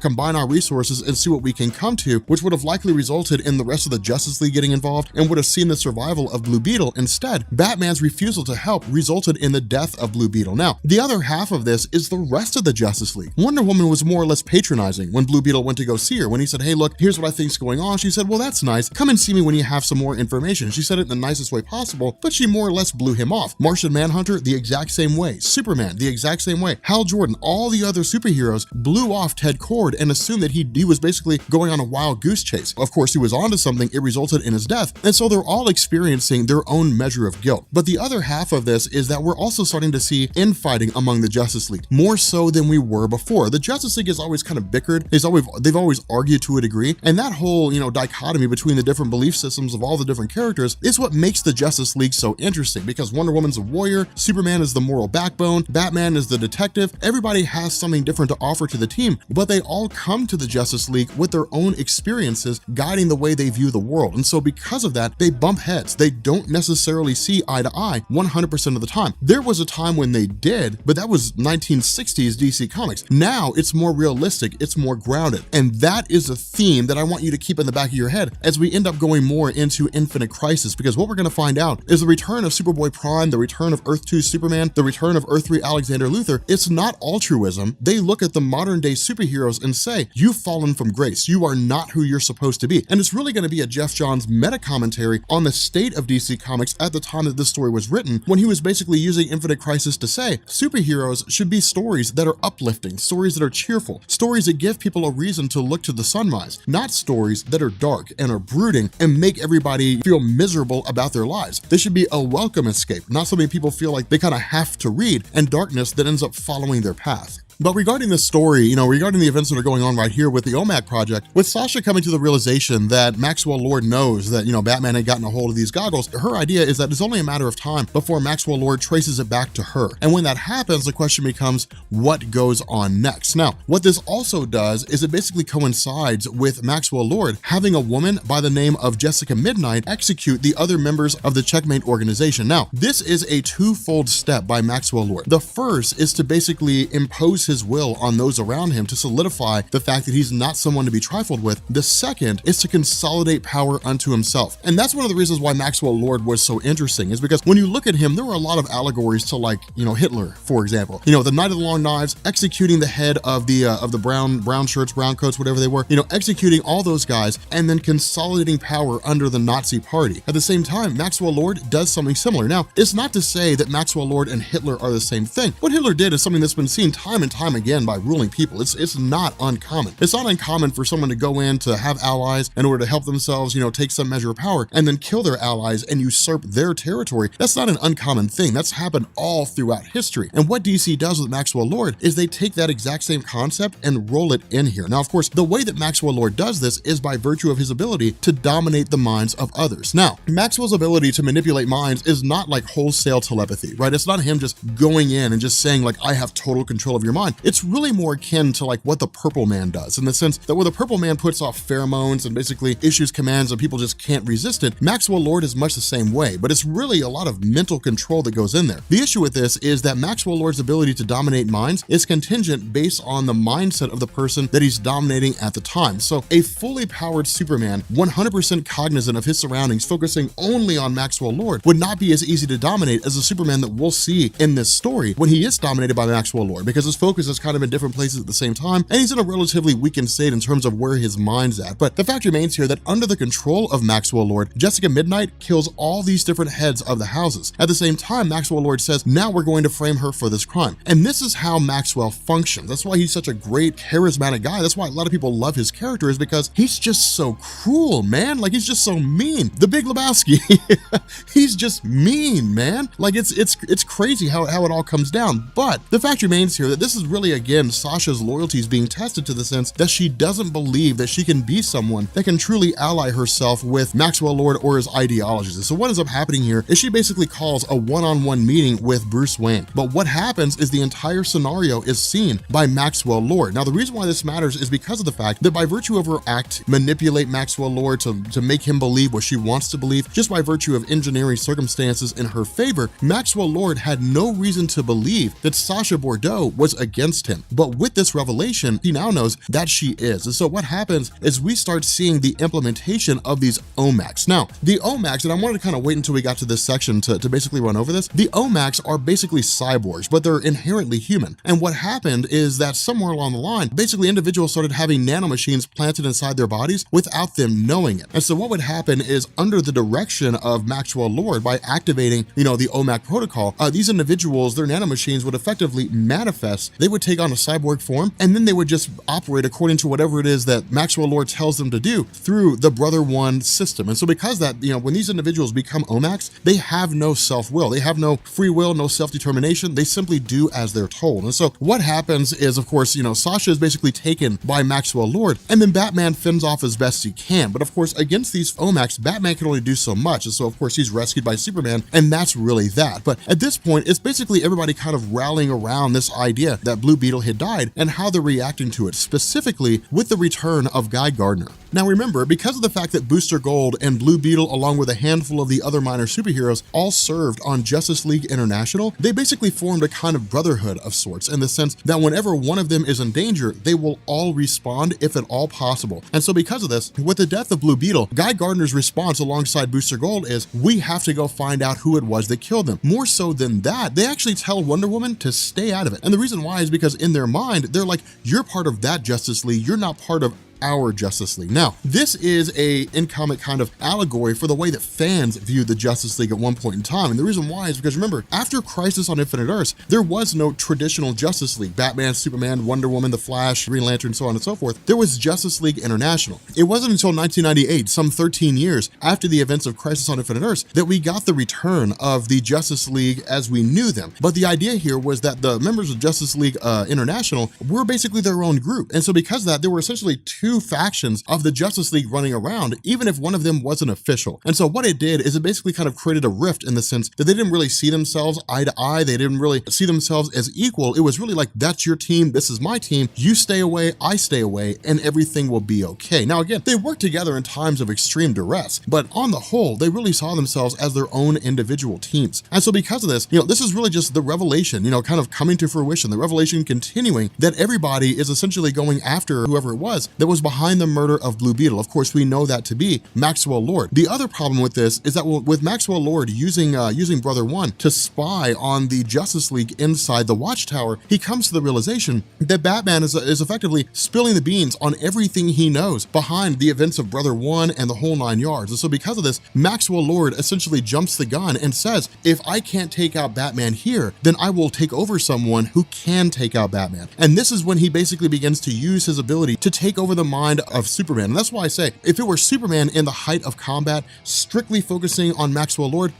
probably would not be able to dominate his mind. With Superman operating as Clark Kent with his guard effectively down, Maxwell Lord is able to overtake him. Now, the problem with this little bit of a story here is that I wasn't able to find, or I wasn't able to get my hands on the comic where Superman is operating under the control of Maxwell Lord. I actually wasn't able to get my hands on that. So we kind of have to jump to like Wonder Woman number 219. But all that really happened in that story was that Superman had basically gone after Batman and tried to kill him under the control of Maxwell Lord, but Wonder Woman intervened. And so because of that, we basically pick up with Wonder Woman as part of this equation. Now, of course, Wonder Woman fighting against Superman is actually a pretty cool battle. And the reason why is because it's, again, DC sort of reiterating this idea that when it really comes down to it, Wonder Woman is every bit Superman's equal, if not a little more superior. And the reason why is because of the fact that Wonder Woman is a warrior, whereas Superman is more of a protector. And so because of that, their ideologies, their moral compasses really fly in the face of what we would consider to be an actual battle between the two in terms of who would actually win. Now, one thing to also keep in mind is that Superman is fighting with the extent of his powers here. And that's why I say this battle is so interesting, is because right now in this moment, Superman's not holding back. This is a fight presumably to the death. Now, Wonder Woman tries to keep him alive as best she can, just because of the fact that she's aware that Superman is not in control of his full faculties. But the fact remains here that when it comes to a legit fight between the two of them, they're both able to hold their own against one another, and Wonder Woman proves herself to be really formidable against him. And so I think it was kind of a cool thing that should be mentioned here, just because of the fact that when we talk about superheroes, the Wonder Woman is really like the first woman of comics, the first lady of comics in superhero form. I mean, when we're talking about just like, the quintessential women in comics, that title goes to Lois Lane in my book. But in terms of, powerful women in major roles, Wonder Woman's really at the cream of the crop when it comes to that. And so because of this, with Superman more or less subdued, at least temporarily, Wonder Woman wraps Maxwell Lord around with a lasso of truth and says, "Tell me how to relinquish Superman from your control." Maxwell Lord responds by simply saying, "Kill me." And that's exactly what Wonder Woman does. She snaps his neck. So for those of you guys who have seen that now famous panel where Wonder Woman kills Maxwell Lord, you've probably seen it in like the most insane, comic book deaths of all time or something like that, or like the craziest Wonder Woman moments. You usually see those kind of clickbait, nonsensical things on BuzzFeed. But if you've seen those, in anticipation of the Wonder Woman movie, this is where that comes from. This is why that happens, because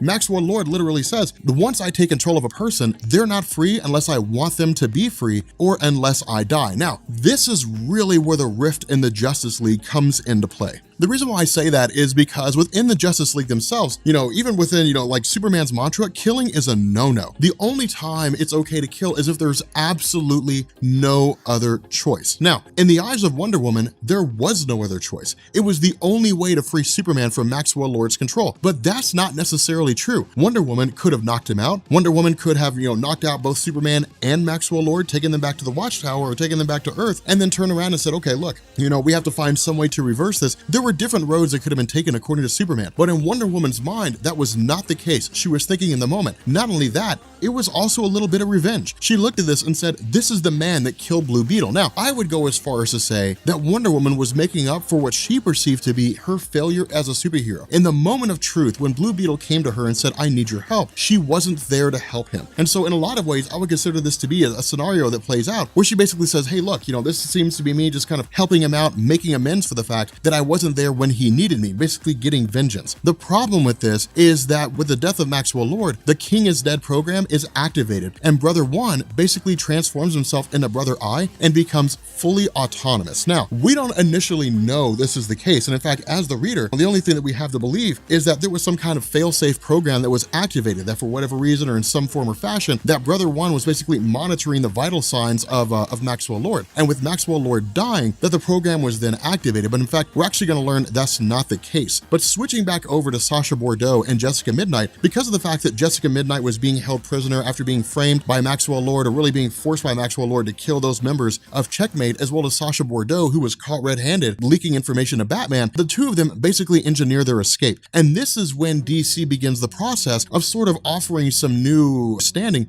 for the character of Sasha Bordeaux. And the reason why is because she begins to show indications that she herself is an OMAC. Remember, when a person becomes becomes an OMAC, they don't know they've been infected with those nanobots. You know, they're basically lose all sense of individuality, and they effectively black out. I mean, it's almost like just chunks of their memory are gone, you know, and then maybe they go back to being their normal selves, maybe they never go back, and they stay OMACs forever. But the fact remains here that with Batman recovering from his injuries after sustaining a pretty heavy beating from Superman, what ends up happening here is he begins talking with Brother One. And what Brother One says, or I guess Brother Eye now, what he basically says is that it was created by Batman for the purpose of monitoring superhumans and to basically catalog information. But under the control of Maxwell Lord, the programming of Brother Eye was modified to basically view superhumans as an inherent threat to Earth, but to operate under the direction of Maxwell Lord. With Maxwell Lord having been killed, Brother Eye did the next best thing, the only thing it really knew how to do. It made itself fully autonomous. It merged the programming of Bruce Wayne and Maxwell Lord together and basically said, I now exist for the purpose of tracking all metahumans on Earth and then killing them all. And so what this does is it basically sets in motion this massive release, this massive activation of all these OMACs across the world. So for those of you guys who jumped directly into Infinite Crisis,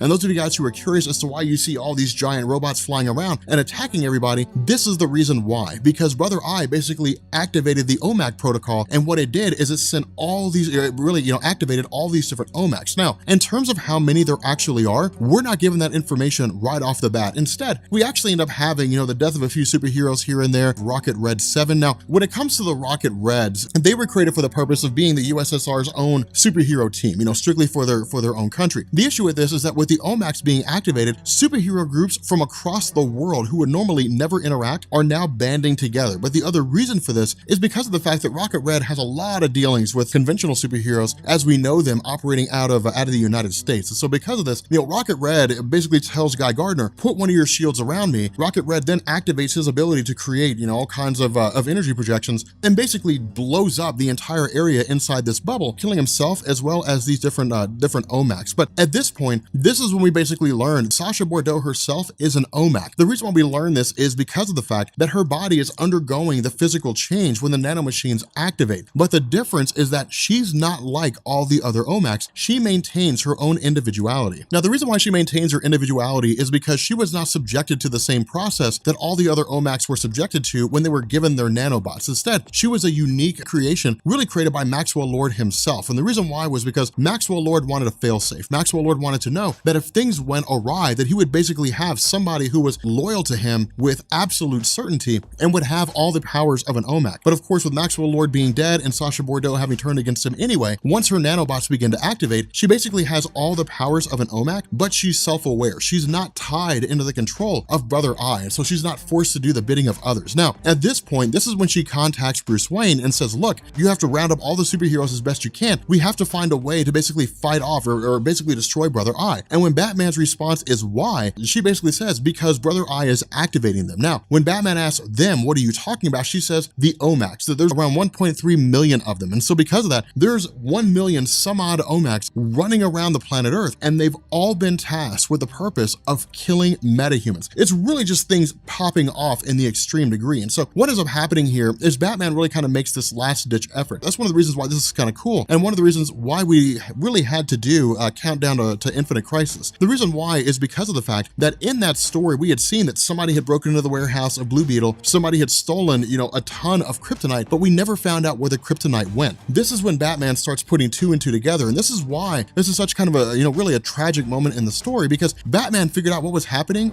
right off the bat. As soon as he was in the warehouse and he started looking around, he immediately figured out what was going on. If he had put his mind to task when this all first started, Blue Beetle would have been alive. But what Batman says is that within this particular warehouse was basically a giant EMP machine that Blue Beetle had made that would set off an EMP in a pretty large location. Now, of course, the only way to really take out every single OMAC across the world is to detonate an EMP that's equivalent to a 50 megaton nuclear bomb. Well, the issue is that it would kill everybody in range. I mean, it would literally just kind of blink out the electrical impulses in their brains. Everybody would just die. And so because of that, The idea is to basically confine all these different OMACs into a singular location using a massive number of superheroes as a beacon, as bait. And so Batman basically draws on Hal Jordan and John Stewart and says, grab as many heroes as you can, go to this mountain out in the middle of nowhere, and then draw the OMACs to you. When that happens, we're going to activate this EMP and we're going to try to take them all out. The problem with this is that Batman is actually too little too late. Now, none of those heroes die. Instead, it all really comes down to Sasha. And what ends up happening is that with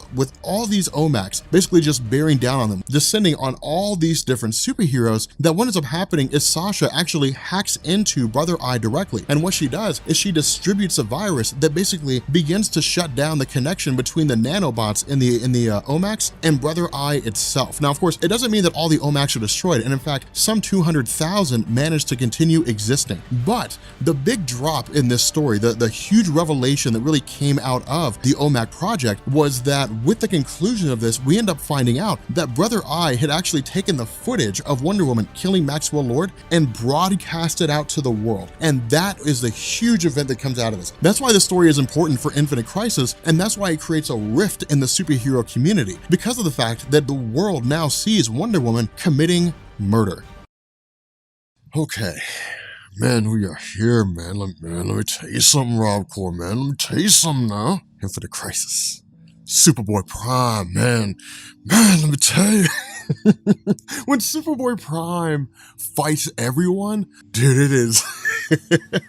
Dude, that's why I titled this Superboy Prime versus everyone, because that's exactly what it is. And he wrecks everyone. It's the coolest thing. It's like the coolest thing ever. I understand. Is this what I've been missing? Is this what I've been missing with DC Comics? Like, let's get into this. All right, because I'm getting hyped up as it is. All right, before we start this, what I want to do is I want to flesh out the multiversal concept in the realm of DC Comics. So here's the deal. All right, those of you guys who are familiar with this, bear with me for a second, but even now it still kind of baffles people a little bit. All right, in the history of DC Comics, there's been two multiverses. I mean, Grant Morrison does his own thing, but we're going to leave Grant Morrison out of this equation. There's been two different iterations of the multiverse. The first one is the one that was destroyed with Crisis on Infinite Earths. The second one is the one that comes back because of this story, Infinite Crisis. So this actually makes a new multiverse, new histories, different things like that. But the fact remains here that we don't need to go into a great big huge explanation about Crisis on Infinite Earths. We know about that story. I've done a video on it. We have the origin of Superboy Prime that kind of helps us to tie into it a little bit. But what ended up happening here is that essentially the multiverse collapsed. It was the end of all things with regards to the DC universe. And what came after that was one singular universe. So everything that happened in DC Comics between the end of Crisis on Infinite Earths in 1985 and right now in the beginning of this story has all taken place in one singular universe called New Earth. That's where that whole phrase comes from. Now, with regards to the characters that we're going to see here, Superboy Prime, Earth 2 Superman, Earth 2 Lois Lane, Earth 3 Alexander Luthor, we don't really have to worry about like Earth 3 and different things like that. All we have to know is that during the events of Crisis on Infinite Earths, when the multiverse was collapsing, because of the fact that all these different universes were impacted, the superheroes just ran around grabbing who they could, when they could, and then brought them into the fold to fight against the Anti-Monitor. The result was that because DC wanted to basically revamp the Superman mythos and return Superman to being the sole survivor of Krypton with no other versions of himself out there, what they did is they said, okay, at the end of Crisis on Infinite Earths, Superman from Earth 2, which is basically the 1930s, 1940s Superman, Lois Lane from Earth 2, from that same point in time, 1930s, 1940s, and Alexander Luthor, who's basically the son of Lex Luthor from Earth 3, who was a good guy, they're going to be shunted off to the Paradise Dimension. Now, DC's intention with Crisis on Infinite Earths was to never use them again. It was to basically write them out of the story, and the Paradise Dimension was effectively heaven. That's really what it was. It was their own little realm, their own little place. It was heaven, and they were never going to be seen or heard from again. Now, cue the post-crisis landscape. Because of stories like the death of Gwen Stacy in 1971, comic books were moving towards this trend of becoming darker. In the 1980s, I think it was 1986 or 1987, something like that, we ended up getting Batman, The Dark Knight Returns. We got Batman, The Killing Joke, and between those stories, comic books began to become darker and more realistic and more of a reflection of the cynical nature of the real world. Now, with regards to this story, what Jeff Johns is doing is basically issuing a meta commentary, but there are a handful of things that led up to this, because it wasn't like Infinite Crisis just dropped out of nowhere. Like, there were things that were going on that were leading up to this. In JLA, Justice League of America number 118, 119, and 120, what ended up happening is the Justice League was going against various forces that seemed to just kind of be there. They were just, random individuals for the Justice League to fight. But in the middle of all that, Martian Manhunter was just suddenly kidnapped, and the entire Justice League Watchtower was completely obliterated. Now, what we also have is the OMAC project, that story where we talked about Batman's whole OMAC thing and all those different robots and so on and so forth that were just kind of activating throughout the world with the intention of annihilating metahumans. All these things began to converge into the start of Infinite Crisis. Now, there's a handful of other things too, but we'll cross that bridge when we get to it. We're gonna go ahead and jump directly into this. So of course, this comes as fallout of the destruction of the Justice League Watchtower, but also the revelation from the rest of the Justice League that Batman had created the OMAC project. And because of that, the OMAC project was basically hijacked by Maxwell Lord. Its entire purpose was corrupted, and it became an evil entity. And so the result is that trust in the Justice League is almost completely obliterated. Keep in mind, we also saw Wonder Woman kill Maxwell Lord. And so because of the fact that Maxwell Lord was killed, what this does, or at least what this did, is it resulted in the entire superhero community and the world basically going at odds with one another. Humanity looked at superheroes as dangerous people now. Superheroes, the Justice League, couldn't trust each other. And so because of this, what it does is it switches over to Connor Kent. Now, Connor Kent, as he exists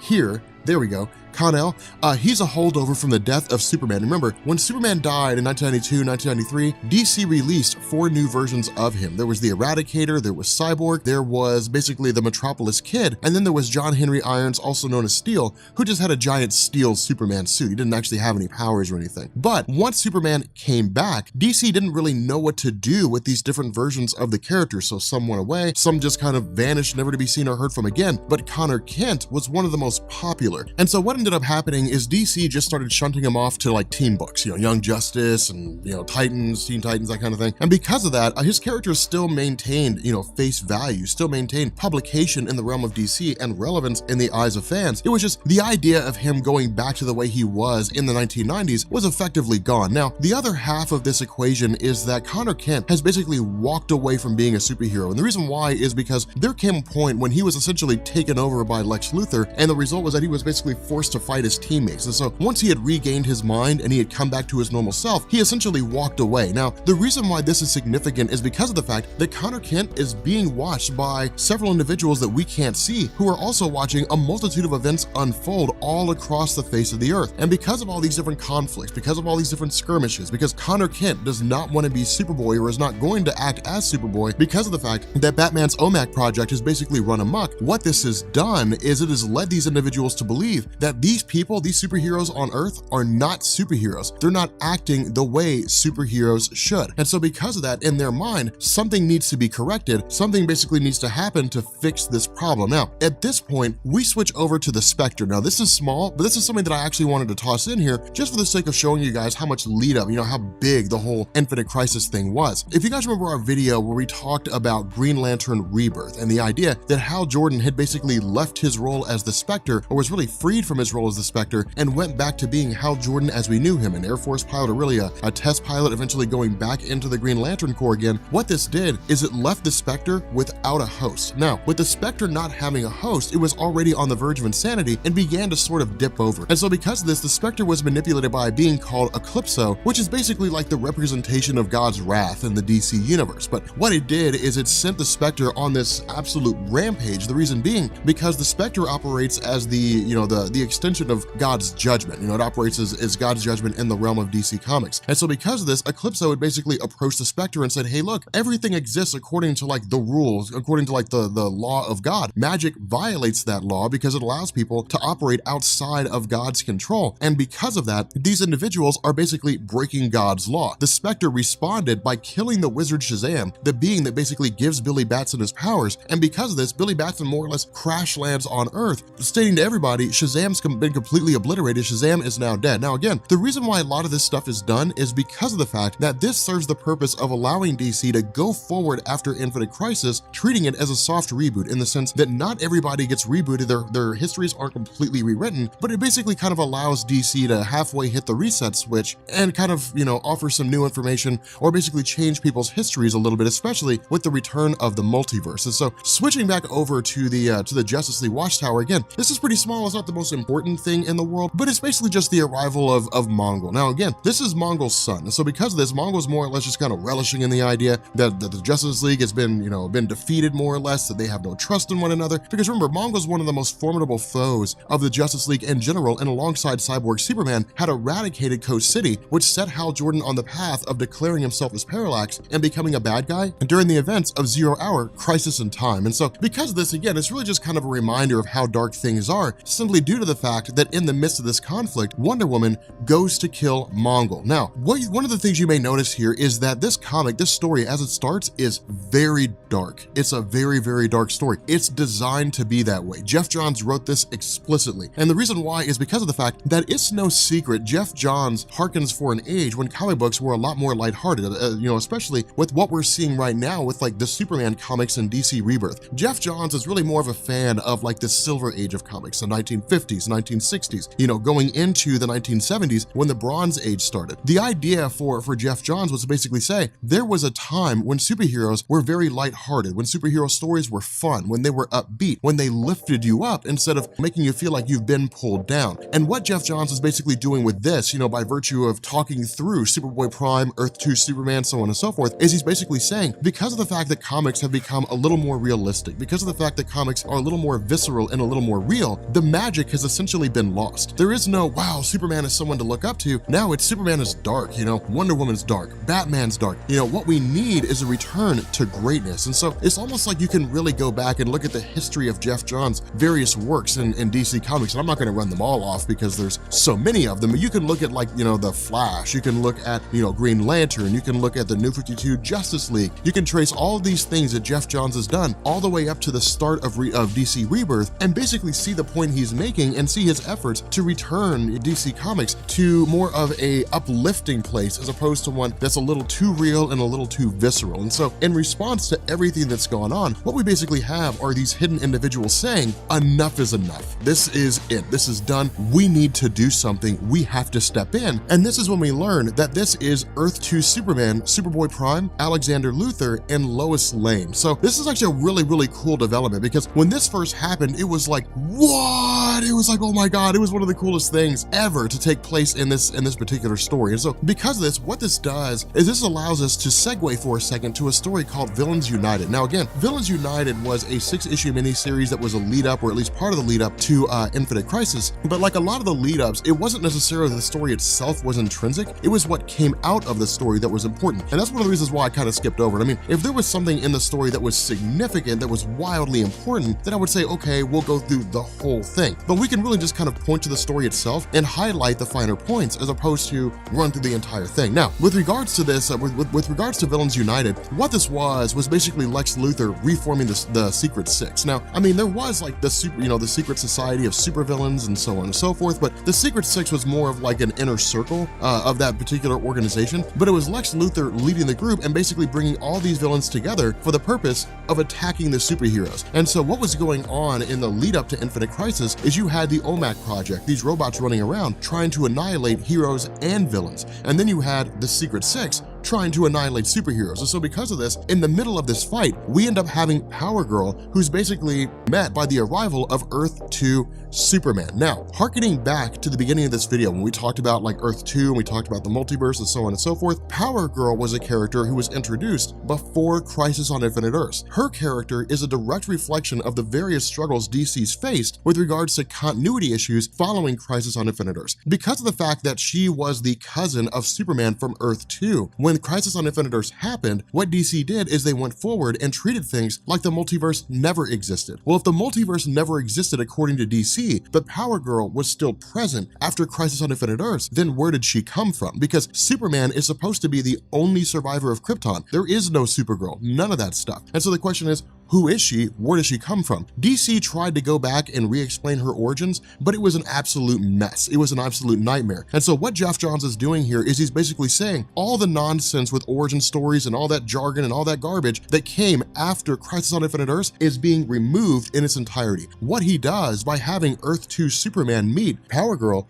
is basically take her over to, this base of operations where Superboy Prime and Alexander Luthor, where they're all operating out of, and Earth 2 Superman basically recounts the entirety of Crisis on Infinite Earths for Power Girl. Now, because of the fact that this information is given to her in conjunction with physically touching, these individuals, what ends up happening is her entire history is restored to her. And so she basically remembers all of her history, after Crisis on Infinite Earths. And so it's basically Geoff Johns, again, essentially saying the origin of Power Girl before Crisis on Infinite Earths is now her origin story. That's now the basis behind her character. Now, the other half of this is that it's also her basically realizing she's re-encountering a long-lost cousin, the person that she knew, the person that she trusted, the person who effectively adopted her and in a lot of ways treated her like a daughter. And so because of this is a very celebratory moment between the two of them. But in the midst of all this, we actually switch back over to Batman himself. Now again, this deals a lot with regards to all these different the OMAC project and so on and so forth, but it's Batman trying to keep things back under control, Batman trying to basically corral things back unto himself. And the reason why is because of the fact that Batman is nothing if not a man who believes that he can take on the world and keep it under control. That's one of the reasons why we like his character so much, is because he is basically the epitome of a control freak. But the way it works itself out is that in this instance with Brother Eye and the OMAC project, Batman can't stop it. Batman can't do it on his own. Instead, he's going to have to turn to other people. He's going to have to turn to other superheroes, individuals who can help him out. And so what ends up happening here is we transition back over to Earth 2 Superman, and this is when we learn the real motivation for why they're here. With Earth 2 Superman, Superboy Prime, Alexander Luthor, all these guys looking at the superhero landscape, while they were in the Paradise Dimension, what they've done is they've come to the realization that these superheroes are not superheroes. And so the idea is to basically eliminate the entirety of everybody on this Earth, eradicate it completely, bring Earth 2 back, and then resurrect these individuals as their Earth 2 counterparts. So essentially saying, we're going to get rid of you as you exist now, and we're going to bring you back as better and happier people. Now, the crazy thing about this is that Power Girl has loyalty issues at this point, and we'll actually see what those loyalty issues are, but for the moment, we can kind of get away with simply saying that she's basically stuck between the superheroes that she's fought alongside so much, the loyalty she has to them, but in addition to that, the loyalty she has to Earth 2 Superman and her desire to see things go back to being, a better time, to see superheroes becoming better people. And so what ends up happening here is that with Batman basically struggling with the idea that Brother Eye is the most colossal failure that he's had, in the sense of the program that he designed completely ran amok. With Batman, hearkening back to the death of Jason Todd, with Batman looking at the death of his parents, what he sees is failure after failure after failure. And the interesting thing about this, the way Geoff Johns writes this, is that he's actually not wrong. When it comes to the character of Bruce Wayne, when it comes to the character of Batman, he's had a lot of successes. Dick Grayson was a great success. Barbara Gordon being shot, Batman feels like that's a failure on his behalf. The Joker's various schemes, all the people who have died because of the fact that he simply just didn't kill all his villains outright, Batman considers those to be failures. The death of Jason Todd, Batman's failure. Again and again and again, when Batman could have stepped in and done the right thing, he always did the wrong thing in his mind. And so because of this, he's on the verge of basically giving up. And in fact, he goes as far as to say, I wish I could start over. And almost like a genie popping out of a bottle, Earth 2 Superman arrives on the scene and basically says, I can help you with that. Now, the funny thing about this is that Batman's like, you're not the Superman that I know. And Superman's like, I know, I'm Superman essentially from Earth 2. And so again, these two basically end up having a conversation with one another. And the conversation goes as far as Earth 2 Superman basically saying, here's what we're gonna do. I mean, I come from a totally different place. I come from a universe called Earth 2. The universe has long since been gone, but I want to bring it back. On my universe, on my Earth, in Earth 2, superheroes were something to aspire to. Superheroes were something to celebrate. Superheroes weren't feared by society. Superheroes didn't consider themselves to be failures. They made mistakes, but in the end, they always ended up doing the right thing. There was no moral ambiguity. There was no, well, maybe he's a good guy, maybe he's a bad guy. There were no anti-heroes. There was right, there was wrong, and if you weren't right, you were wrong. And that's the coolest thing about this, is because it's very rigid, it's very structured, but in a lot of ways, it's also Geoff Johns kind of pointing at his own desires and essentially saying that, yes, I love the Silver Age of comics, but it may not necessarily be, exactly as I remember it. So again, there's a lot of nostalgia feel going on in this particular bit, nostalgia feels, going on in this little particular bit of a story. But what ends up happening here is what we do is we basically have, Lex Luthor meeting Lex Luthor. Now, this seems to come out of left field, but the reason why this is the case is because of the fact that during the Villains United story, and that's one of the reasons why I wanted to just sort of hold this off, during the Villains United story, Lex Luthor, as he had basically reformed the Secret Six, 6 was not Lex Luthor. This was actually Alexander Luthor. And one of the things that we end up finding out here is that over the course of the time in which they were watching the various superheroes from the Paradise Dimension, Alexander Luthor and Superboy Prime were leaving the Paradise Dimension, and they were showing up inside the superhero landscape in DC Comics, and they were basically setting the stage to give them justification to go to Earth 2 Superman and say, look how bad they are, look how much they're failing. Those aren't superheroes. We need to fix this. And so because of that, what ends up happening here is that with, Alexander Luthor confronting Lex Luthor, Alexander Luthor immediately overpowers him and essentially removes him from the equation. Now, what Geoff Johns does is he starts to show us how these guys are not necessarily, Earth 2 Superman and so on and so forth, how they're not necessarily the great and magical superheroes that we remember. And this is why I say Geoff Johns is kind of pointing at his own case of nostalgia. He's kind of pointing at his own case and saying, just because we remember things a certain way doesn't mean they are that way. And so with Earth 2 Superman basically approaching Bruce Wayne, he's like, look man, change is coming. Either this change can be easy or this change can be painful, but change is coming. It's better to be on the devil's right hand than in his path. And so because of this, Superman, Earth 2 Superman basically says, look, this is gonna happen. We're going to eliminate you and we're gonna replace you with something better. Make it easy on yourself. Now, of course, Batman's response is to use kryptonite, and this is when Geoff Johns steps in and basically sets the stage for how Superboy Prime is going to wreck the world. What ends up happening here is Earth 2 Superman tells Batman, that's kryptonite that Earth 1 Superman gave you, but it doesn't work on me because it's not the kryptonite from my universe. So this is really interesting. This is really cool. For those of you guys who are following Hickman's Avengers and New Avengers, this basically works in the exact same fashion as the Infinity Gauntlet. The Infinity Gauntlet can only be used in the universe that the Infinity Stones come from. Kryptonite can only work on, the same universe as a Superman that it comes from. So Earth 1 kryptonite works on Earth 1 Superman. Earth 2 kryptonite works on Earth 2 Superman. Earth 1 kryptonite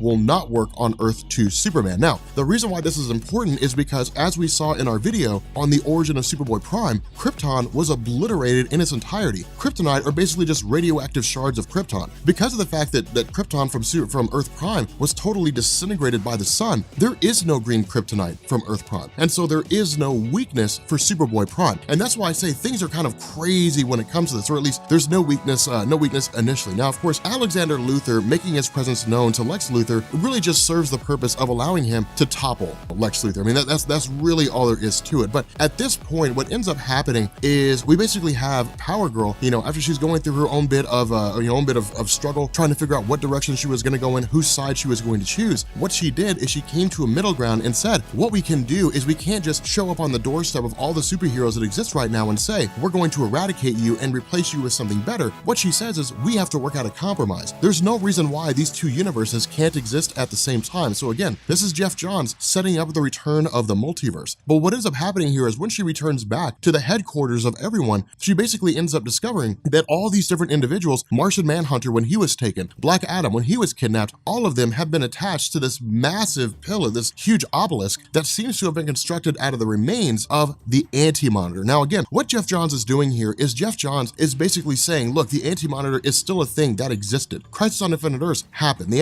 Anti-Monitor is a concept. It's not something that I'm basically wiping out in its entirety, but this is about the extent that we get with the Anti-Monitor himself. In terms of the Anti-Monitor actually coming back as we know him, that'll be done as part of Geoff Johns' Sinestro Corps War, but it'll actually come out of the reformation of the multiverse from Infinite Crisis. But what we end up doing here is we end up finding out that with Alexander Luthor and Superboy Prime being the true individuals behind the destruction, or I guess really, all this damage and all these evil deeds, of course, what's basically happened is they have effectively become bad guys. Now, what this does is it begs the question, are they really bad guys or are they good guys? The funny thing about this is that their actions are given to us by virtue of what we see around them. We see them kidnapping heroes. We see them, hooking them up to giant obelisks. We see them with the intention of bringing the multiverse back, but wiping out all the different heroes and so on and so forth. But it also, it's like this, like a hypothetical scenario. If I came to you and I brought you over to the side of a lake and I said, in 5 minutes, this guy who's fishing right now is going to be killed by a man who comes up behind him and slits his throat. 5 minutes later, exactly what I predicted would happen. Somebody comes up behind the fisherman, slices his throat, and that's the end of him. Now, on the surface, it's, well, that guy killed the fisherman, he's an evil man. But what if I told you the reason why he slit that fisherman's throat is because that murderer is trying to feed his family and he's doing it the only way he knows how, because he doesn't know how to fish. Sure, the question could be asked, why didn't he ask the fisherman to teach him how to fish? But he was thinking in the moment, he was doing what he thought was right. And that's why I say things are kind of interesting, but then it also brings into play the idea of results. It brings into play the idea of motivation. Sure, what they want to do is the right thing,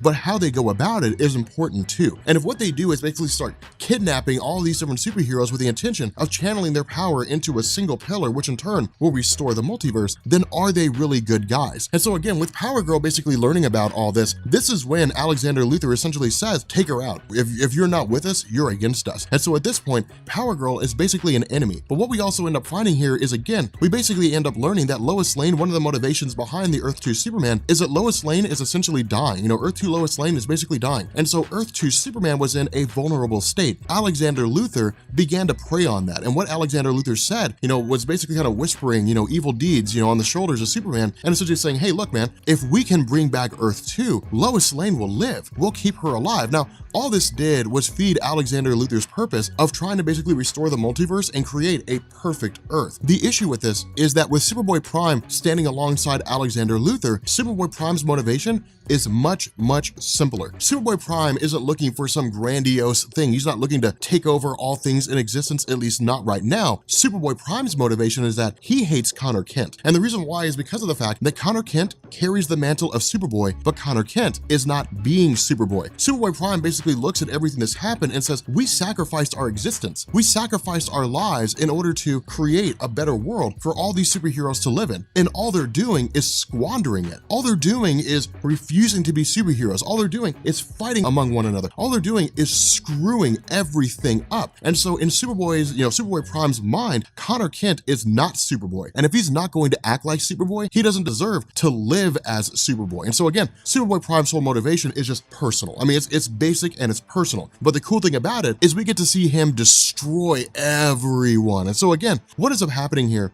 is that with Lois Lane, Earth 2 Lois Lane, continuing to succumb to her various, you know, her illness, what ends up happening is, of course, Earth 2 Superman arrives on the scene. Alexander Luthor says, hey, look, man, just chill here. Chill here, hang out with her, everything will be fine. The other half of this is that with Power Girl having been subdued, the dog is let off his leash. Superboy Prime says, look, let me go find Connor Kent. Let me deal with Connor Kent. Alexander Luthor says, okay. Now, up until this point, it's been standard Comics Explained. Ladies and gentlemen of the Rob Corps, things are about to pop off. All right, so the cool thing here, God, I've been waiting for this. I had to explain everything in order to make it make sense. I've been waiting for this moment right now. Superboy Prime rolls up on Connor Kent's home. And the crazy thing about this is Connor Kent doesn't know who he is. Superboy Prime's, you know, when Connor Kent's like, who are you? Superboy Prime's response is, I'm the Superboy the world needs. You know, I'm the Superboy the world deserves. You are not Superboy. Now, of course, the funny thing, the funniest thing about this is Connor Kent tries to hold his own, right? Like Connor Kent's just like, man, I don't know who this guy is, but I'm gonna take him out. Connor Kent starts punching back, so on and so forth. Superboy Prime's response is, man, you better come strong. Dude, he wrecks Connor Kent, absolutely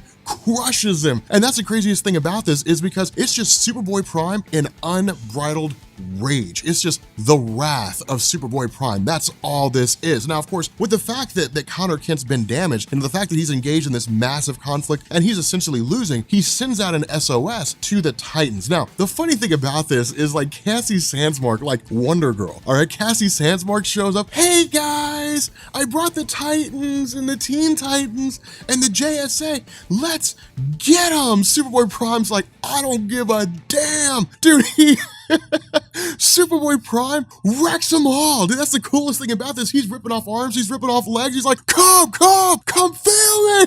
It's the coolest thing that I've ever seen. And that's why I love this so much, is because it is Superboy Prime losing his mind. And that's why so many people love his character. But the other half of this is Jeff Johns writes him so well. I mean, yeah, it's Superboy Prime vengeful, it's Superboy Prime lashing out, it's Superboy Prime wrecking everyone. But what he's doing the entire time is he's saying, you're ruining me. You're making me like you. You're making me evil. You're making me bad. You're making me a corrupted person. And the crazy thing is that all these heroes are just fighting off against him as best they can. And it is absolutely amazing because what it does is it gives Superboy Prime character. It gives him so much development. It's time. It's prime time. It gives Superboy Prime so much development because what he does is he doesn't see himself for what he is. He doesn't see himself for what he's doing. He's a guy that's fighting the entirety of the Teen Titans, fighting the entirety of the Titans, fighting half of the Justice Society of America because in his mind, they don't deserve to be heroes. Well, who's Superboy Prime to make that declaration? Who's Superboy Prime to decide who's a hero and who's not a hero? Superboy Prime is kind of like a reflection of a lot of comic book fans who say things need to go back the way they were because the way they are now is bad. I mean, bad according to you, but not bad according to everyone. And so because of that, you know, Superboy Prime has a lot of build here. And that's what makes it so cool, is because this entire fight happens over the span of, you know, 5 or 6 pages. But the way that it's done is so cool. And that's why I think Geoff Johns, you know, he's an amazing writer, just because of the fact that he's so good at building characters, even if it's only in a very short amount of time. But because of the fact that Superboy Prime is basically this guy that no one seems to be able to take out, because of the fact that Superboy Prime is just crushing person after person after person, knocking them down like dominoes, what ends up happening here, and this is man, fanboy, one of the coolest things here is that Jay Garrick, Wally West, and Bart Allen try to race him into the Speed Force. Now, this is crazy because you got to think, there are all kinds of beings that Superboy Prime has fought. And of course, that's one of the reasons why Geoff Johns really seemed to choose him, was because of the fact that basically Superboy Prime is Silver Age Superman. It's 1950s Superman. The Superman who is pulling a chain of planets out of a dying solar system. It's the Superman who sneezed and destroyed a solar system. You know, it's that version of Superman. Initially, Superboy Prime had no weaknesses when he was first introduced into DC Comics. None. He wasn't weak to red sun, to red solar radiation. Kryptonite didn't exist. He wasn't weak to magic. He had no weaknesses whatsoever. And Geoff Johns plays on this. He says, look, he's faster than every version of Superman. He's stronger than every version of Superman. You know, he's more capable than all the other superheroes that he's fighting against. He's literally a one-man army. Who's going to be able to stop him? But with Bart Allen, Wally West, and Jay Garrick trying to race him into the Speed Force, by God, it takes everything they have to try to push him in. But this is when Geoff Johns sets the stage for the return of Barry Allen. And the reason why is because try as they might, and as difficult as it may be, they can't do it on their own. So what happens? Barry Allen reaches out from the Speed Force and pulls Superboy Prime in. And that's what's so cool, is because keep in mind, Barry Allen, after the end of Crisis on Infinite Earths, popped up from time to time. I mean, DC basically said he's still around, but we didn't know what they were going to do with him. We didn't know if he was ever going to come back. We didn't know if he was going to be gone forever. We had no idea what was going to happen. Barry Allen reaching out from the Speed Force and yanking him in is amazing, because basically everybody's able to pull Superboy Prime in there, and that essentially seems to be the end of him. And so what ends up happening here is, with Alexander Luthor having completed this massive pillar, channeling all these energies back into himself and basically using it to reform the multiverse, what he does is he basically restores Earth 2. And so what we get is Earth 1, New Earth, and Earth 2 laying the foundation for the return of the multiverse in DC Comics.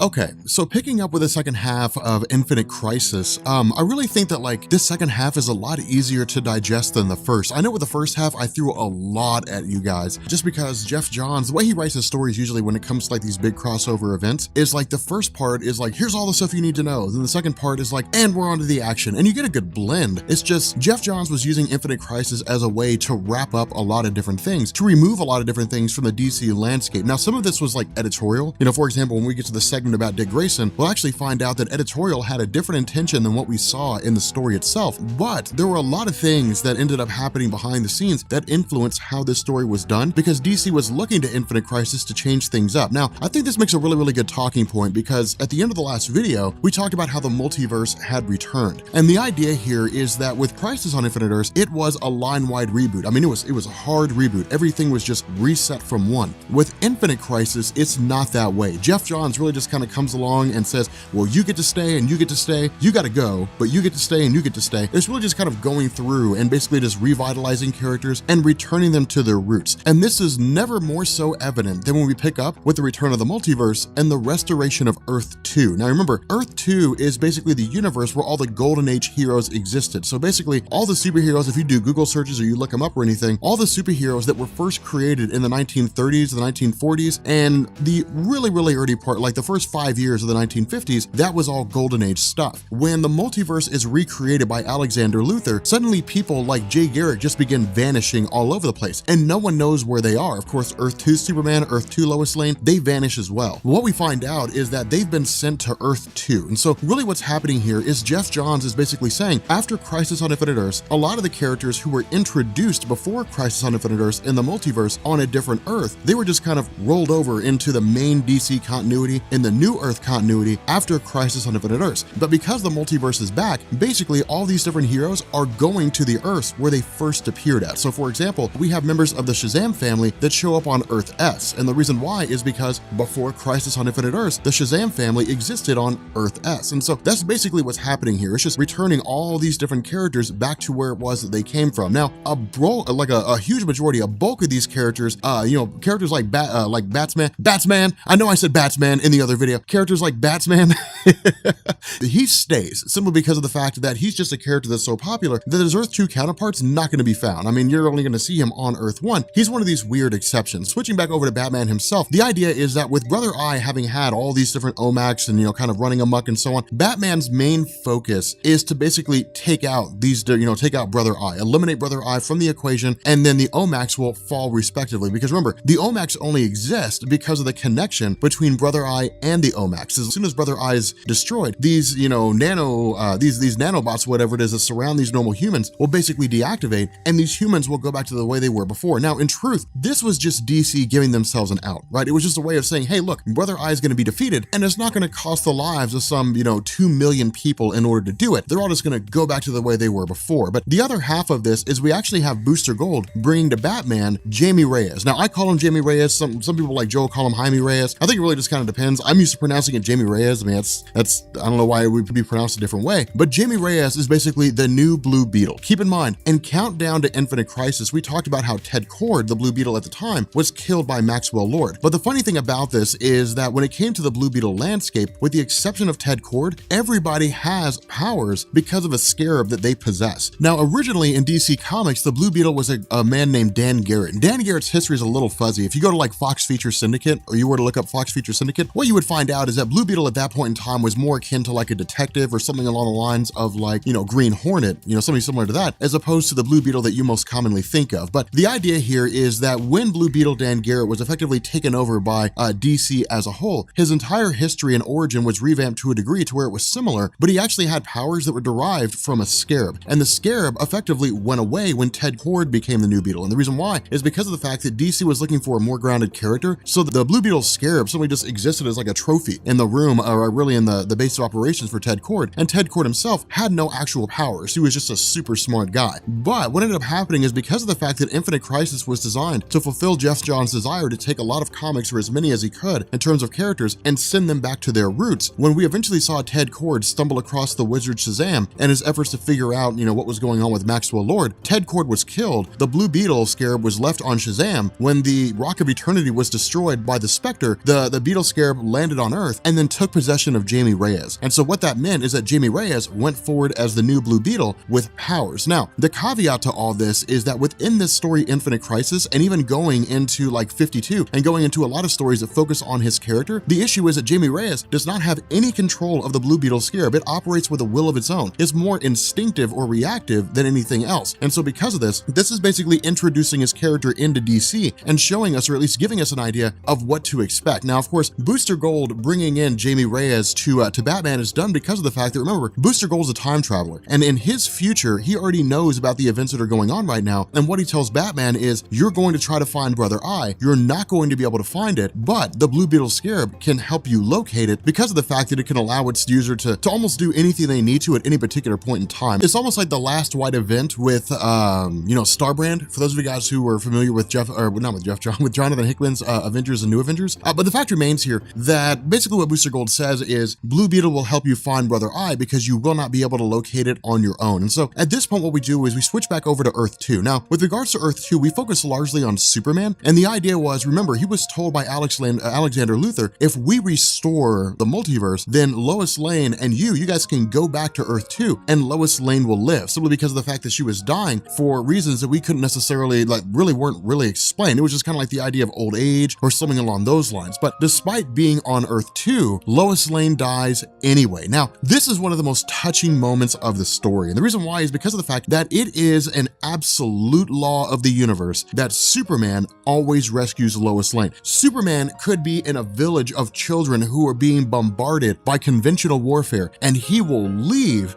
to save Lois Lane. But the idea here is this is Golden Age Superman. This is 1930s, 1940s, incorruptible Superman. Back in those days, he always saved Lois Lane. That was the crux of the story. Will Superman get to Lois Lane in time? Find out in the next issue. That was the way those stories were written back then. And so with Lois Lane dying, this is an experience that Earth 2 Superman has never felt before. There's never been an instance where he's ever had to even question whether or not Lois Lane was going to survive. He was always there. But with her death, with the scream that he lets out, the fact that he's feeling this much suffering and this much pain, it breaks the barrier between Earth 1 and Earth 2, and Superman on Earth 1 hears it. And that's how much suffering goes into the shout. That's how much suffering goes into the scream. Now, again, this is Geoff Johns kind of tying up all these loose ends and having, really going forward with the intention of returning superheroes back to the way they're supposed to be. Now, we'll find out with Final Crisis, a lot of that ends up getting changed by Grant Morrison, but what ends up happening here is we transition over to Wonder Woman, and Wonder Woman of Earth 1 is actually visited by Wonder Woman of Earth 2, the Golden Age Wonder Woman. And the cool thing about this is that the Golden Age Wonder Woman takes Earth 1 Wonder Woman, Diana, on this journey where she basically explains, look, you're not a hero right now. You're not acting like a hero. You don't need to prove yourself to anybody. Like, you've been a leader, you've been a queen, you have been an ambassador, you've done virtually everything. The only thing you need to be right now is human. And that's the coolest thing about this, because what Geoff Johns is basically saying is that in a lot of ways, the modern superheroes at the time this story was written, 2005, 2006, the superheroes had lost their humanity. They weren't superheroes anymore. It was almost like you could write this story as a precursor to Injustice Gods Among Us, right? Like, they lose their humanity. They lose what it is that makes them heroes. And because of this, they basically fight amongst each other. I mean, in the Injustice universe, they fight amongst each other, so on and so forth. In this story, it's a lot of the same way. They've lost their humanity. And in sight of losing their humanity, they fail to take into account that the actions that they engage in, especially Wonder Woman when she killed Maxwell Lord, have an impact that resonates beyond herself. Humanity won't say, well, oh my God, Wonder Woman killed Maxwell Lord. Wonder Woman is a terrible person. No. What humanity will say is, Wonder Woman killed Maxwell Lord. Wonder Woman's part of the Justice League. Superheroes are dangerous. That's exactly the way the events played out. And that's the case that Earth 2 Wonder Woman is making. Be a hero. Be human. Understand, everyone makes mistakes. You've made mistakes. Batman makes mistakes. Superman makes mistakes. Learn from them and become a better person. And so because of this, we transition back over to Superman on Earth 2, and we end up having this really cool battle between himself and Superman on Earth 1. And that's kind of the funny thing here, because it's almost like experience versus experience. Which one comes out right here? But the funny thing about this is that it's actually Superman from Earth 1 that talks reason into Golden Age Superman. And the reason why I say that is because of the fact that Golden Age Superman is fighting out of anger. He's fighting out of wrath. He's fighting out of rage. And the reason why is he says Lois Lane didn't die because it was unavoidable. Lois Lane died because she was exposed to the corruption that is what makes you superheroes who you are. She was exposed to the corruption of your evil deeds. She was exposed to the corruption of your moral ambiguity, your willingness to do things that would basically make you a villain as opposed to being a hero. Now, the funny thing about this is Wonder Woman steps in. Wonder Woman basically says, look, you guys have to stop. And this is when Golden Age Superman really lets him have it. He says, you're not heroes. Not in any sense of the word. You're anti-heroes. You're questionable heroes. Sometimes you do good things, but it doesn't atone for the bad things you do. And that's really what, that's the funny thing about this, is a case could be made for that. Now, somebody in the comment section of the video about the OMAC project made a really good point where they were basically saying, look, if all the old stories were nothing but heroes doing the right thing all the time, that would get boring. Hence the reason why we started getting stories like The Dark Knight Returns and stuff like that, where we started seeing the darker side of heroes. But what Geoff Johns is saying is that is something that needs to be there. There needs to be a time when the morality of superheroes is questioned, when the morality of superheroes is ambiguous. That's something that needs to exist. The problem is when it becomes the status quo. That's the issue. Superheroes should always be something to look up to. They should always be something to aspire to. The humanity of heroes is what bridges the gap between them as,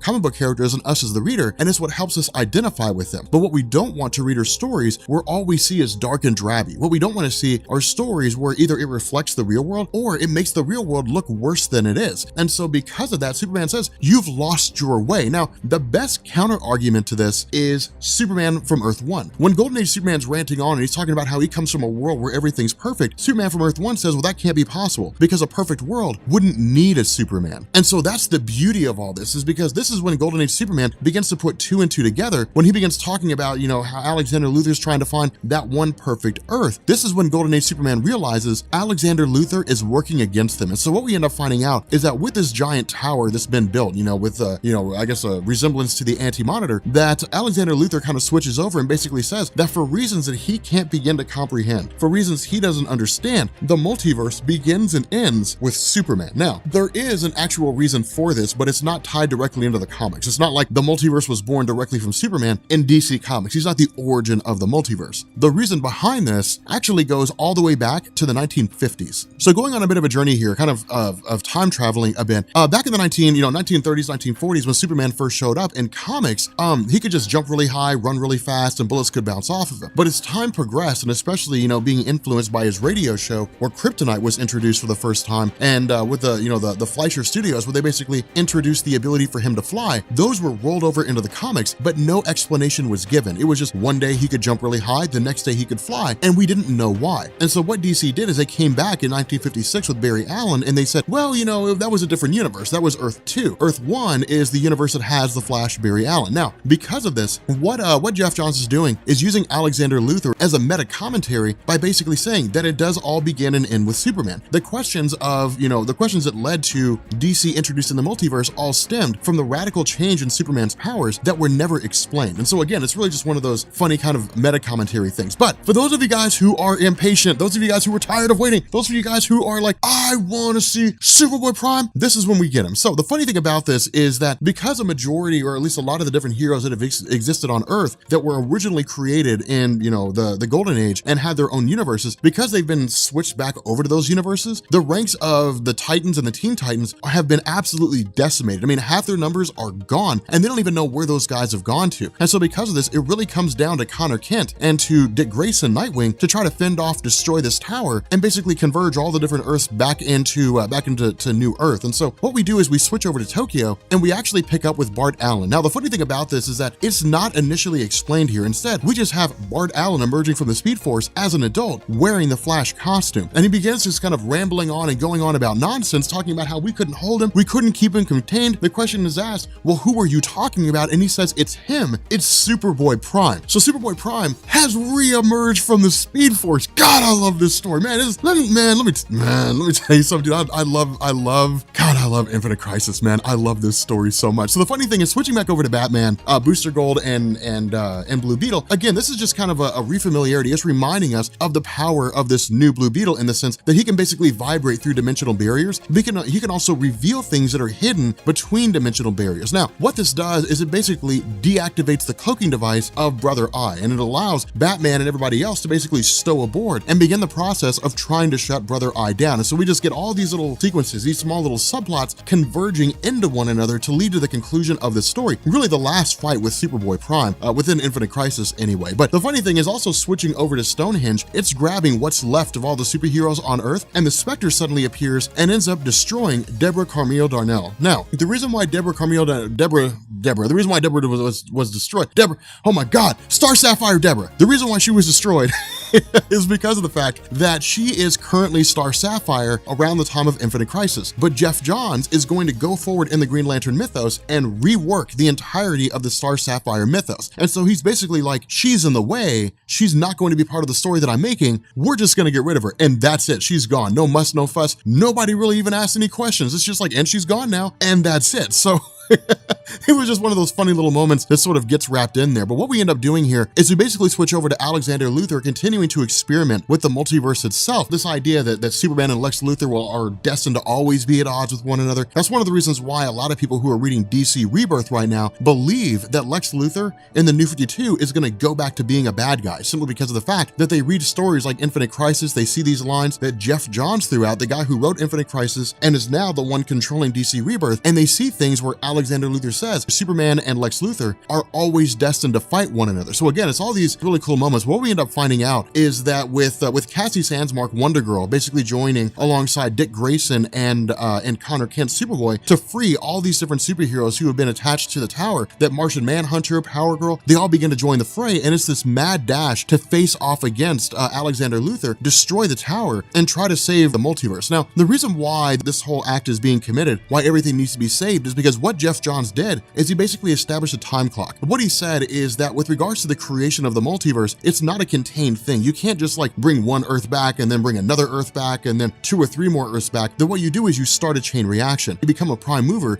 you initiate the creation of the multiverse, and then suddenly Earths start popping up left and right. They just start activating all over the place, and it's basically an endless cycle that will lead to infinite Earths. The problem with this is that it's not created organically, it's created artificially. And so what that means is it basically invokes a half-life. Each Earth only has half the energy of the Earth that came before it, so it's diminishing returns. And what'll happen is it'll lead to Earths that are basically completely and totally unstable, and when those Earths begin to destroy, it'll create a cascading event that will basically wipe out the multiverse. And so because of that, the entire multiverse is in and of itself completely unstable. And so eventually it'll all just collapse in on itself. And so in order to keep the end of all things from happening, the tower has to be destroyed. Now, what this also does is it sees Superboy Prime showing up and just absolutely wrecking Black Adam. Now, one of the questions that I've seen asked on Twitter, different things like that, when I did the video on the origin of Superboy Prime is, does magic affect Superboy Prime? The answer to that question is no. Superboy Prime is not affected by magic. Geoff Johns confirms it in this story. Now, the other half of this is because of the fact that Superboy Prime was basically, you know, like the strong arm of Alexander Luthor, because he had killed members of the Titans, because he was such a villainous guy. What we end up having is all of these different superheroes focusing their efforts on him first and then tending to Alexander Luthor later. Now, switching back over to Batman again, the cool thing about this is that, again, we kind of get this back and forth between Batman and Brother Eye, as well as all these different superheroes facing off against Superboy Prime. But what we end up finding out is that Batman's idea, he basically says, look, I designed you physically. I may not control your software, but I designed you physically. I can activate and deactivate aspects of you. And what we end up finding out is the whole thing here is basically just a ruse. He's buying time in order to allow Mr. Terrific, the third smartest man in the world, to begin the process of activating the propulsion system for Brother Eye and moving him out from where he's currently located at. Now, the reason why this matters is because of the fact that if Brother Eye is destabilized, it'll go towards the efforts of destroying the tower of Alexander Luthor. And so again, this is really just a scenario where Brother Eye begins recalling all these different OMACs directly to where Batman's located, and Batman in turn invokes the Green Lantern. So that's how the Green Lanterns begin getting involved in this. Now, they were already involved to a degree, but they're more so now than they were before, because we basically have 2 major skirmishes taking place right now. We have the battle where the tower is, which is where Superboy Prime, Power Girl, Martian Manhunter, so on, and then we have this battle out in space with Brother Eye, which is Batman, Booster Gold,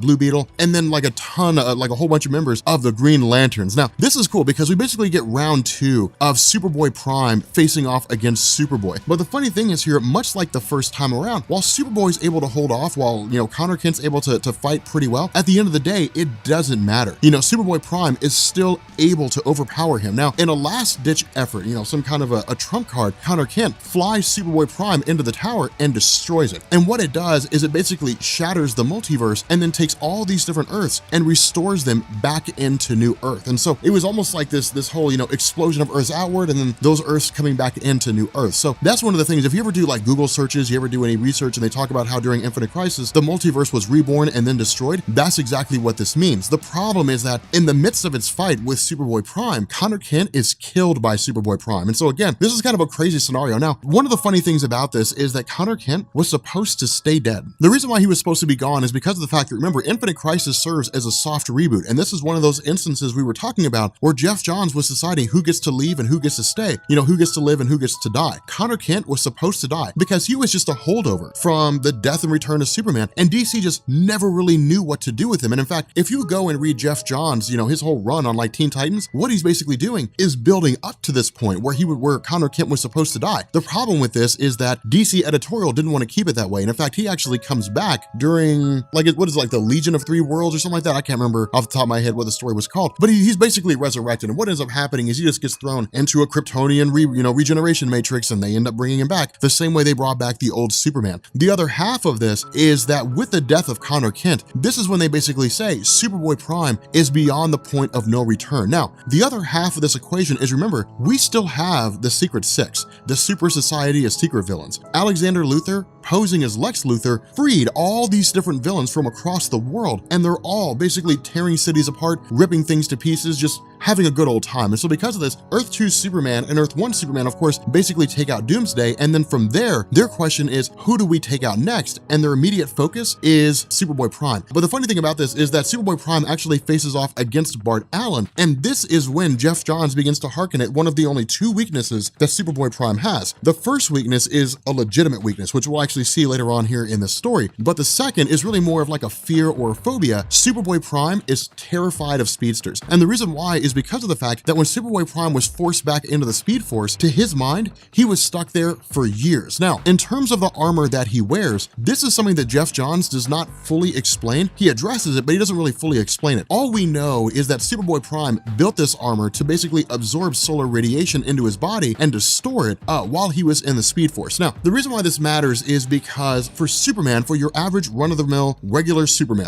as a whole just absorbs solar radiation. He's a solar battery, all right? His body absorbs solar radiation to the point that it just can't absorb anymore, so that if he ends up going to a planet where there's like a red sun or something like that, his body will basically use up that solar radiation until there's none left, and then he'll just be a regular person. The suit that Superboy Prime has takes it a step further. It's like a battery pack for solar radiation. He puts the suit on, and then the suit itself absorbs solar radiation in addition to what his body already has. And so it allows him to fight longer, harder, and faster than any of the other Supermen or superheroes. Now, in truth, it doesn't really matter anyway, because he's already so overpowered that it almost makes the point moot. But what it does is it pushes his powers a step further. Now, with regards to the fact that he is running an absolute muck here, what ends up happening is he basically leads the superheroes on a merry chase and ends up being encountered by the Green Lanterns. But before we get into that, what I want to do is I want to switch back over to Alexander Luthor. And the fight with the various superheroes are subduing these members of the Secret Six. What ends up happening here is that Alexander Luthor goes to kill Batman, and Dick Grayson jumps in the way. Now, if you go read interviews, DC will tell you Dick Grayson was supposed to die. He was not supposed to live. He was supposed to be gone. And the reason why was because of the fact that DC was looking at Dick Grayson as a whole, and they said, this guy's been around since like 1940, since Detective Comics number 39 or something like that. I don't remember what issue it was off the top of my head, but he's been around for decades. I mean, he's been around for years and years and years and years, and they were like, it's time to get rid of him and replace him with someone new. The problem with this, and the reason why DC was talked out of it, was because there were other members in the DC camp that were like, if you kill Dick Grayson, fans will riot, like they will lose it. You cannot kill Dick Grayson. That's one of the biggest mistakes you would have made. They would have lost their minds. So in the end, DC chose not to kill Dick Grayson and just have him injured really, really, really bad.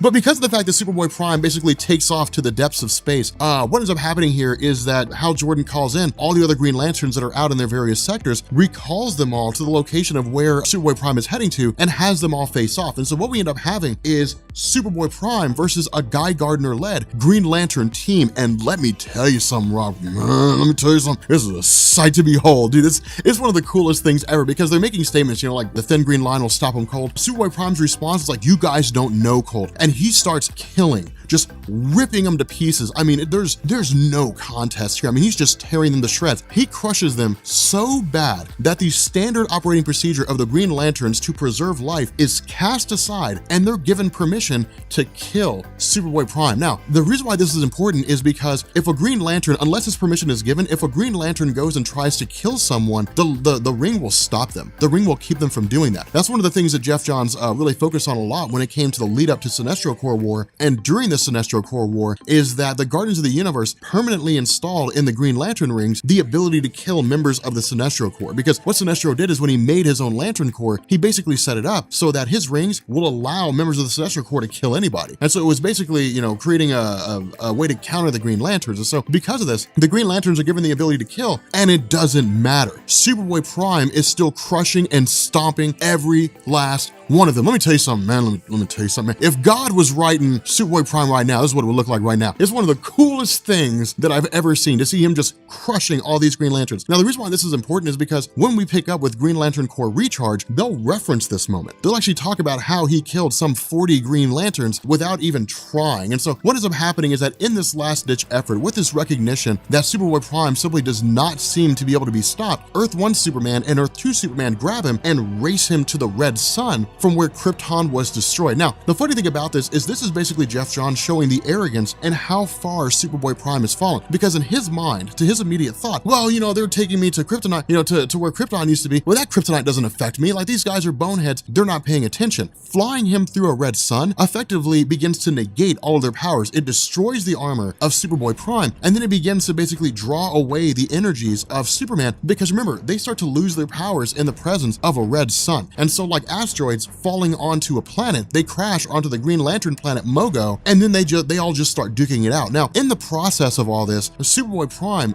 kills Golden Age Superman, you know, or really kind of beats him to death. But the cool thing about this is that Earth 1 Superman lets Superboy Prime have it. And the reason why is because they're both in the presence of a red sun. Now, the reason why I say this is significant is because remember, in our origin story of Superboy Prime, red sun energy did not affect him. He had no weaknesses. He wasn't weak to magic. He wasn't weak to kryptonite, or kryptonite didn't exist. He wasn't weak to red sun radiation. He was stronger, faster, you know, had more energy than every Superman who had ever existed. Superboy Prime was, in essence, 1950s, 1960s Silver Age Superman. All strength, no weakness. In order for Geoff Johns to be able to just end this story, he had to give him a weakness. And so he basically just throws red sun radiation in there. Now, in truth, Geoff Johns is probably looking at the obscurity of Superboy's origin in the sense that it's a very difficult story to find. And unless you know where to look, you'll never find it. And so it's just Superboy Prime is just this version of Superman that exists out there that's really OP. And so I imagine Geoff Johns is just kind of relying on that obscurity in order to help him pass the story off, which it works. I mean, it's fine. I mean, Superboy Prime, as much as I love him, he's got to have a weakness, you know, and so it just makes sense that we would see him being weak to red sun radiation. And so because of this, because he's in a weakened state and his powers are effectively dwindling away, the Green Lanterns arrive just in time to basically encase him in Green Lantern energy and then whisk him off to a science cell on Oa in the center of the universe, where he's basically going to be held prisoner in the presence of a red sun, which again completely negates his powers. And so what ends up happening here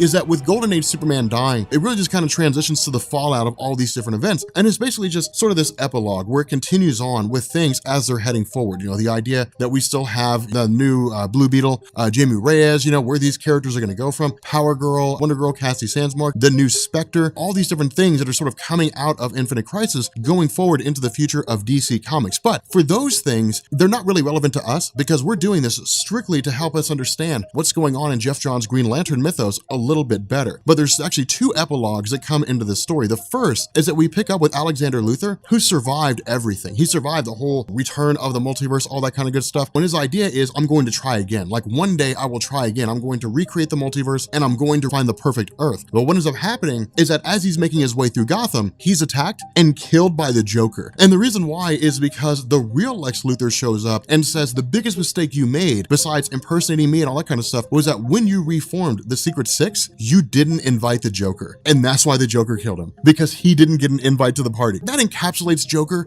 so well. Joker's the kind of guy to find out that somebody's having a party, somebody's having like a great big amazing birthday party in Gotham City, and there's going to be all kinds of crazy stuff, like an adult birthday party, but there's going to be all kinds of crazy stuff. He didn't get an invite, so he goes in there and just shoots the place up. That's the kind of thing that Joker would do. But the other epilogue that we get is Superboy, with all these different superheroes basically learning from their mistakes, really their lessons from the return of these different Earth 2 Supermen. What ends up happening is that with Superboy Prime confined inside of this science cell, he carves the Superboy symbol onto his chest and then simply says, I've been in places like this before, I've been in worse, and I've always managed to get my way out. And so what this does is this segues directly into Green Lantern Recharge as part of the Geoff Johns Green Lantern mythos.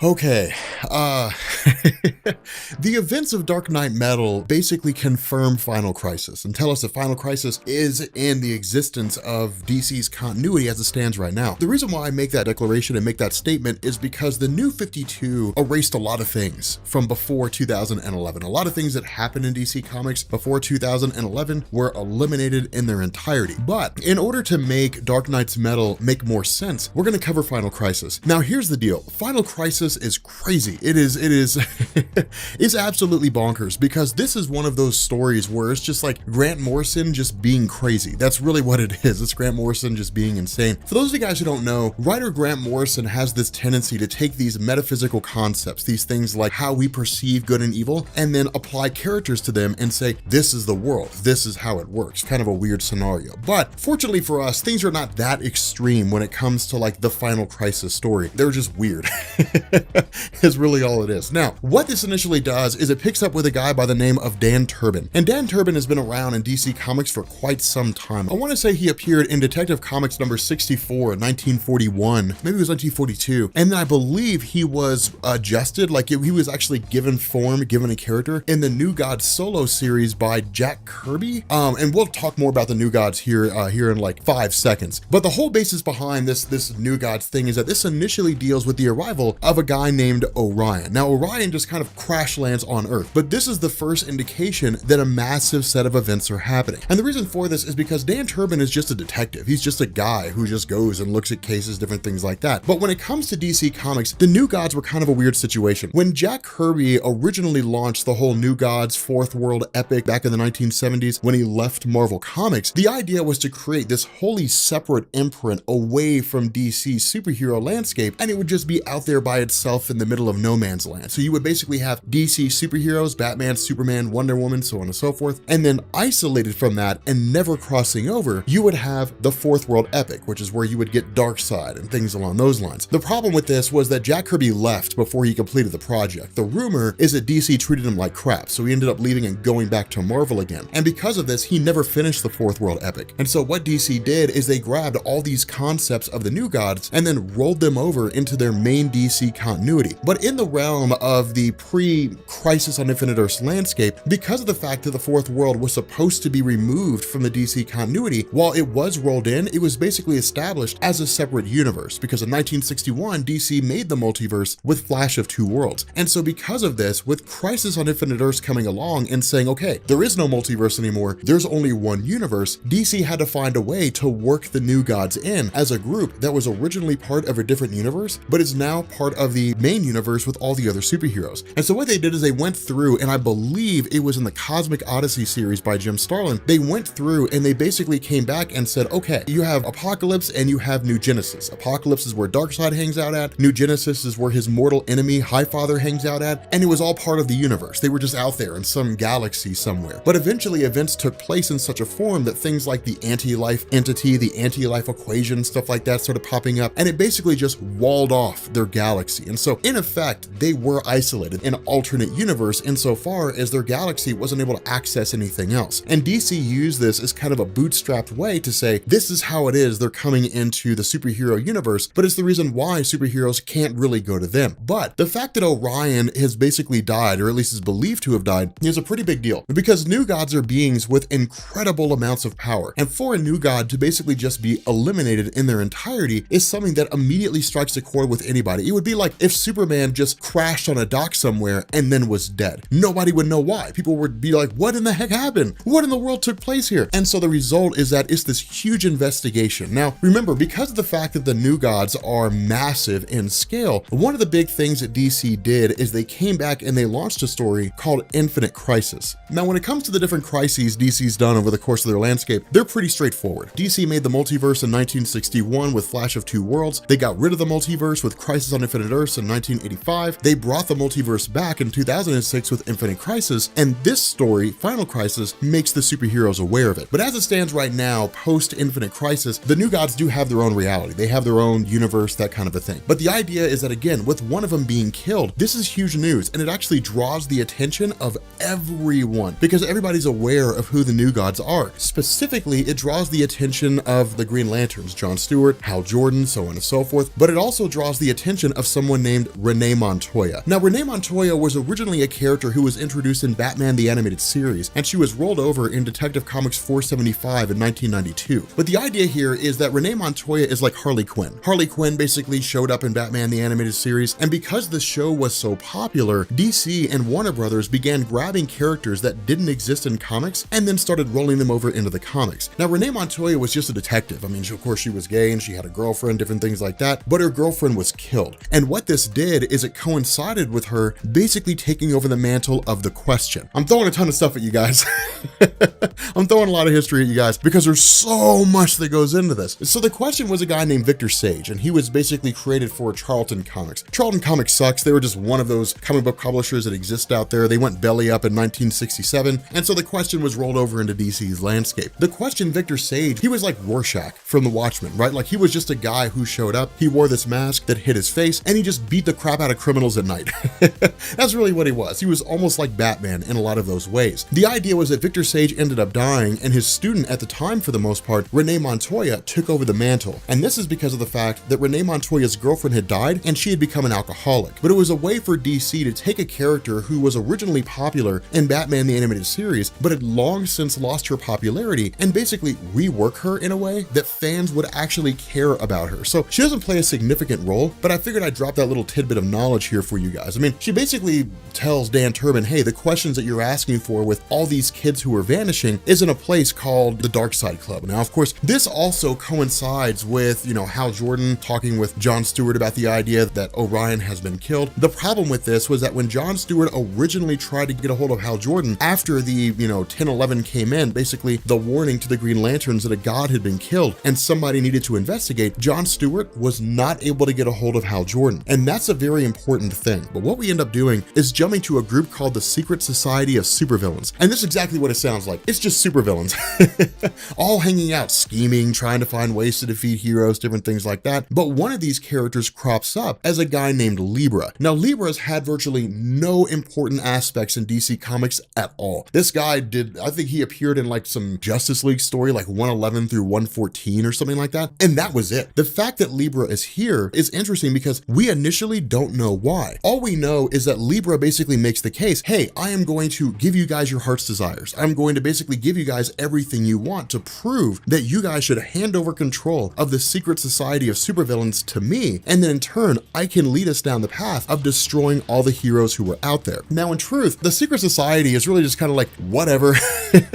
And there's no reason for them to believe this, because for a guy like Libra to suddenly pop up out of nowhere, who's basically had no meaningful escapades whatsoever, and say, I'm the answer to all your problems, is nonsense. It's like if you're walking down the road one day and some guy walks up to you and says, hey, I can make all your wildest dreams come true. If you're a fool, you'll follow him. But if you have any measure of common sense, you'll be like, get out of here. That's ridiculous. But in order to prove that he can actually do what it is that he says he can do, he ends up killing Martian Manhunter. Now, this is where the death of Martian Manhunter comes from. For those of you guys who are following our Green Lantern videos on Sundays, and we picked up with Blackest Night, where Martian Manhunter comes back as a Black Lantern. He basically comes back from the dead. But in this instance, there was a prison that was created for supervillains. And the idea was that Martian Manhunter had basically infiltrated the prison to really just kind of keep an eye on things and report back to the Justice League. But Libra had known about this. Of course, this was also because of the fact that Catwoman had figured things out and basically told Libra what was going on. But in response, when Martian Manhunter was attacked by the prisoners inside the prison itself, and then quote unquote whisked away by Libra, he's effectively killed. Because remember, at this point in time, Martian Manhunter has a literal weakness to fire. And so the result of this is that Martian Manhunter's dead, and it proves to the various members of the Secret Society of Supervillains that they can actually pull this off. Now, what this does is this follows up with Turpin, and it officially jumps into the introduction of Darkseid. What this does is it picks up with a guy who's just referred to as Boss Darkseid, and the idea that these various kids have basically been brought under Darkseid's control. Now, we're not initially told how it was that this had happened. Instead, we just knew these kids were being controlled by Boss Darkseid, and that was really about it. In truth, this is due to the fact that these kids are under the influence of the anti-life equation. Now, we'll talk more about the anti-life equation in the next video. The long and short of it for right now is that the anti-life equation is basically just this equation that if a person cracks it, if they figure it out, they can dominate the wills of others. They can basically bend others to their control with an almost absolute control. But that's basically what we're being told here, that Darkseid has managed to figure out a way to crack the anti-life equation. The other half of this, and a story that was covered, or I guess events that were covered in DC Universe number 0, is that there was a war among the new gods, and that Darkseid had quote unquote died. In truth, his spiritual essence had just been thrown into the body of a normal person. So it's very similar to the idea of like Ragnarok from Marvel Comics. Thor dies, all the Asgardians die, and they're reborn in human bodies, and Thor has to run around and wake them up, bring about their true selves. And the difference here is that these guys who have been reborn on Earth in human bodies, when their spiritual essences were teleported to that location, they know who they are. They're simply just biding their time and trying to find a way to conquer the Earth. And so what we end up doing here is picking up with the Justice League following the death of Orion and the investigation into how it happened. Now, what this does is it brings into sharp relief something called the Alpha Lanterns. There was a story that basically dealt with the idea of the Sinestro Corps, the Yellow Lanterns created by Thal Sinestro, going to war against the Green Lanterns in the Sinestro Corps War. But there was an instance where a member of the Sinestro Corps who had basically surrendered was killed by a Green Lantern. Because of this, not only was the Green Lantern kicked out of the Green Lantern Corps, but the Guardians of the Universe, the ones responsible for creating the Green Lanterns, had basically said, we can no longer allow you guys to run unchecked. Instead, we're going to create something called the Alpha Lanterns. And the Alpha Lanterns are going to serve the purpose of basically policing the police. Now, the Alpha Lanterns answer directly to the Guardians of the Universe themselves, and they're effectively cyborgs, but they're the ones that carry out these internal investigations. But regardless, they're the ones conducting this and trying to figure out what's going on, because in the middle of all this, John Stewart's basically attacked by someone that he doesn't initially consider to be an enemy, only for the Alpha Lanterns to arrest Hal Jordan. And the implication here is that Hal Jordan is the one who not only killed Orion, but it also attacked John Stewart. And that brings into the equation the idea that superheroes like Hal Jordan are being dominated by the anti-life equation. Now, switching back over to Batman, essentially what happens is with him having his detective skills and basically being able to piece things together and figure out what's going on, because of the fact that these Alpha Lanterns are part sentient, because they still have a conscious mind of their own, albeit half machine, they can still be controlled through means that are insanely powerful. And the anti-life equation has no limit. And so because of this, the implication is that one of these members of the Alpha Lanterns had basically had their will dominated by the anti-life equation. And the result is that either they tampered with the crime scene or something along those lines.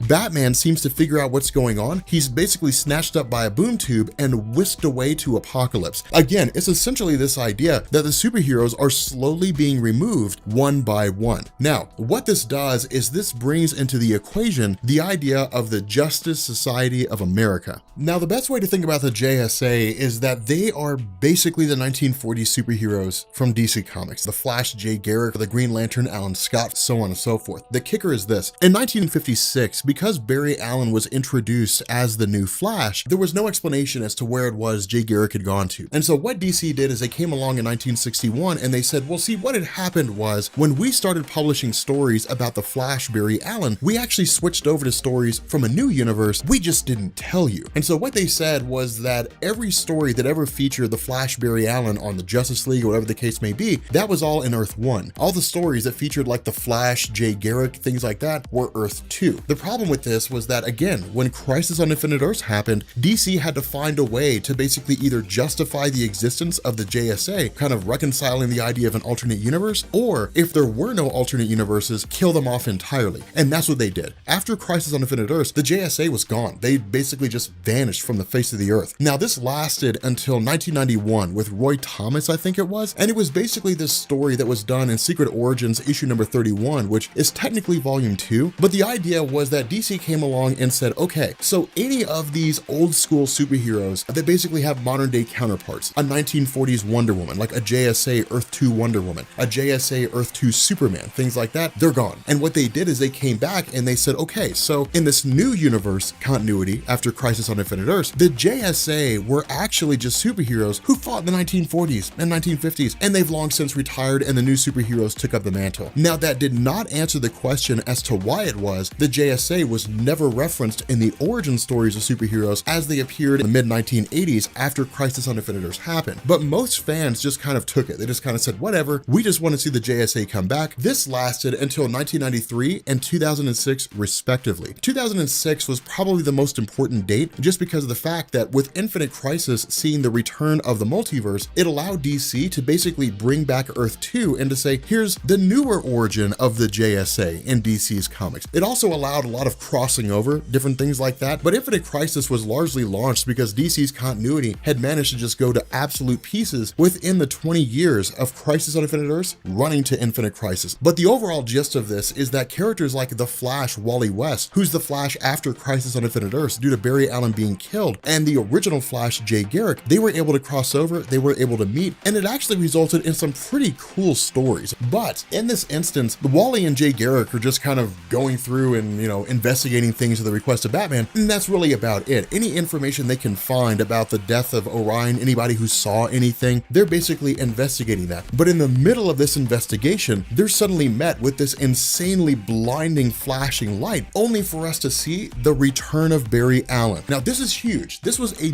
massive moment in the realm of DC, because you remember, when it came to everything from Infinite Crisis, running all the way up to 2011 with Flashpoint and the New 52, the goal was to basically set the stage. But regardless of how they look at it, ultimately, it's this idea that when it comes to Barry Allen, he had been believed to have been dead since Crisis on Infinite Earths. We covered that story already. You'll find that story down in the description. When Barry Allen sacrificed his life, it allowed DC to remove his character from the landscape and put Wally West in his place. And we got some really cool stories. And in fact, we saw a lot of the limits being pushed when it came to the Flash Wally West, the kind of abilities they had, different things like that. A lot of that was pushed to the extreme with Wally West. It's one of the reasons why a lot of fans loved his character, because things like the Speed Force were created during the run of Wally West. There's just all these crazy things that happened during those stories. But the return of Barry Allen is a big deal, because what this does is it sets the stage for the interim Flash stories between this story, Final Crisis, and the start of New 52. It deals with things like the Flash Rebirth, Barry Allen's new origin by Jeff Johns, all these different things that took place, and sort of reshuffling his character, changing him around, updating him for the modern reader. These are the kind of things that happened.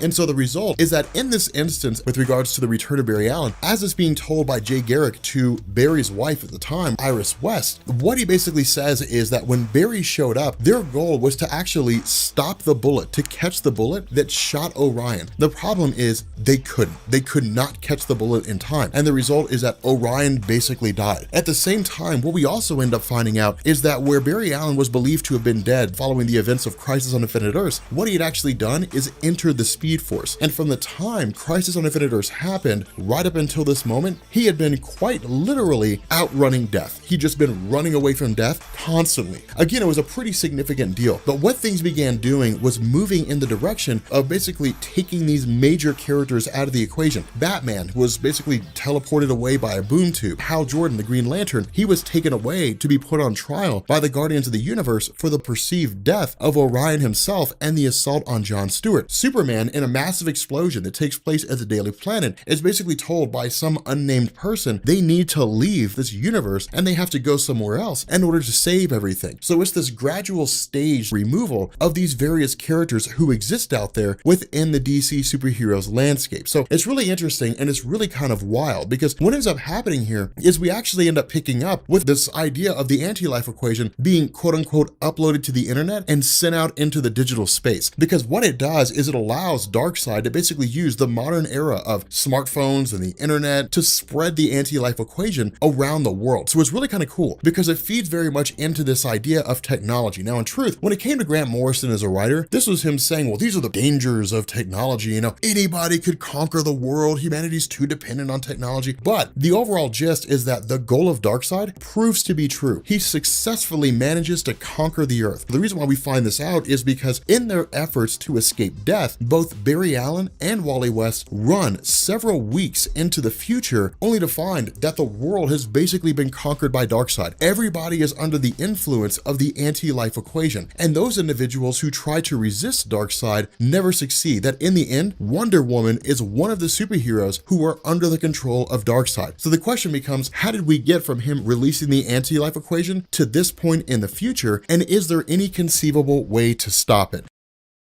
Okay, so we are getting into Final Crisis and the death of Batman. This is the last part of Final Crisis. Keep in mind, this takes place before Blackest Night, and so I'll try to fit it in as best I can as far as continuity goes with the Green Lantern playlist. But this story's also been referenced in like Dark Knight's Metal, and it's actually been referenced a few times in the New 52, so I have no idea why it took us so long to do it. But Final Crisis is basically one of the last major, huge crossover events in DC Comics before the New 52 in 2011. I mean, Blackest Night, Brightest Day, those are huge crossovers, different things like that. But the first video, and I highly suggest you check it out, but if you don't have the time to do it, the first video basically dealt with this idea of something called the Source destroying the New Gods. Originally under Jack Kirby, the Source was just this concept that was part of the Fourth World mythos with the New Gods, which were totally isolated from all of DC's superheroes. But because of the fact that Jack Kirby left in the 70s and he went back to Marvel, and DC started just gradually folding over different aspects of the New Gods' dark Darkseid and things like that into DC's main superhero stories, where they would cross over with Superman and different things like that, the origins of the source or the nature it serves has changed over the years. Different writers have taken different roles with it, so there's no definitive explanation on what it is now. We can go with the original Jack Kirby explanation and say the source is just like this wellspring, this massive source of energy where all life came from. But different writers have said, well, the source is an aspect of the presence, which is basically the god of the DC universe, DC's version of the one above all from Marvel. We can take it to basically just say the source is where all life comes from. Now, the idea was that the new gods were basically going to be eliminated by the source. It was going to be DC's way of getting rid of that whole fourth world thing, getting rid of Darkseid, the new gods, all that kind of stuff. The problem was the animosity between Darkseid and Highfather, who was the good guy that led New Genesis. Because their animosity was so extreme, when they died, they continued fighting in heaven. The result was that somewhere along the lines, Darkseid basically and his forces had gathered the anti-life equation. And the anti-life equation is a mathematical proof that if it is shown to someone, will take away their free will. The forces of Darkseid effectively won, but not without Darkseid being killed in the process, or at least being shot in the process. And so where he was attacked, and of course he had shot Orion, different things that happened, Darkseid's body had essentially, or at least his essence, had basically fallen out of heaven and through the multiverse. When Darkseid's essence crash landed on Earth, he didn't just dissipate, he didn't just die. Instead, he took over the body of just some crime boss somewhere, and then eventually a detective named Dan Turpin, who was really just in the wrong place at the wrong time, was effectively possessed by Darkseid. And the result is that Darkseid's forces, who had been reborn in new bodies, began coming together and then began biologically modifying the body of Dan Turpin to make it suitable for the body of Darkseid, just because of the fact that Darkseid's essence would destroy any physical body of a normal human just because it's so powerful. Basically, what's taken place now is the anti-life equation has been released onto the Earth by the forces of Darkseid, and the result is that everything is just kind of going to pieces. It's really like a last stand in almost every conceivable way. But the story comes from two different perspectives. The first is in the modern day when everything is beginning to fall apart. The second is about a month into the future where everything has already fallen apart. And the idea is that because of the fact that Barry Allen had basically emerged from the Speed Force, having been revealed to have been alive and been chased by the Black Racer, who's basically the embodiment of death for speedsters, because it had been chasing Barry Allen and Wally West just ran as fast as they could to get away from the Black Racer and ultimately landed a month into the future. In the modern day right now, it's just everybody doing the best they can to stay alive as best they can. Almost every single normal human who was flying on planes or watching TV or on their phone or whatever was blasted with the anti-life equation when it was sent out over every conceivable radio and internet frequency. And so something like 3 billion people exist to function under the whim of Darkseid. All that's left are whatever superheroes haven't been killed or captured. And so because of this, a couple things took place. The first was that Hal Jordan, the Green Lantern, was basically believed to have killed Orion, one of the new gods who fell to Earth. Of course, we know that that wasn't necessarily the case, but it was believed that that was done by Hal Jordan. He was taken from Earth and he was sent to Oa to be put on trial by the Guardians of the Universe. Batman was just whisked away to another realm, and we didn't really know where he went to. He actually ended up going to Apocalypse, where he was basically just tormented. And then Superman was whisked away to the 31st century. And so basically anybody who could really do any real measure of good was basically taken away. The only people that you really have left around here are people like Green Arrow, and you have John Stewart, one of the Green Lanterns of Earth. You've got the Atom, you've got Deathstroke, you got a few people here and there. There's no Superman, there's no Batman, there's no Hal Jordan, the Green Lantern. That's really about it. Things have just really kind of gone to pot. Now, jumping into the future and picking up with Barry Allen and Wally West, they actually come up with this genius plan. Their idea is this. Barry basically says that the Black Racer will try to find him no matter where he goes, because Barry's supposed to be dead. The Black Racer is an aspect of death itself. The Black Racer exists to take those who are supposed to be dead and bring them to the afterlife, to send them back to their rightful place. The whole goal here is to basically lead the Black Racer on a merry chase directly to Darkseid. And the Black Racer will basically capture Darkseid because he's not really supposed to be alive. Darkseid's essence fell out of heaven. For all intents and purposes, he should be dead. And so he will be captured, basically taken by the Black Racer, and then sent to the afterlife. That's the goal of Barry Allen and Wally West. And it's actually really cool the way they end up pulling it off. But for all the other characters that are out there, again, I mean, there's tie-ins to Final Crisis. The biggest problem for the Final Crisis tie-ins is that they don't necessarily match up with the story that Grant Morrison wrote. And so there's actually some contradictory stuff that goes on in there. Now, as far as like Oliver Queen, Green Arrow, as far as a lot of those characters go, it's basically just trying to get off world as fast as possible or take up refuge wherever they can. I mean, it's literally just these small little areas here and there, these little bases of operations, the Fortress of Solitude, the Justice League Watchtower, things like that. The other half of this is the nature of time itself and space, in the sense that because of the fact that Hal Jordan is basically put on trial, what we end up finding out is that one of the Alpha Lanterns has actually been corrupted by one of the New Gods. Now, this goes into our run on the Green Lanterns that we do every Sunday. But the idea was that there was an event called the Sinestro Corps War, and the Sinestro Corps War dealt with a villain Thal Sinestro forming his own Lantern Corps, the Yellow Lanterns, which went to war with the Green Lanterns. The Green Lanterns' rings were modified so they could actually begin killing, and the problem is that one of the Green Lanterns killed a member of the Sinestro Corps who was actually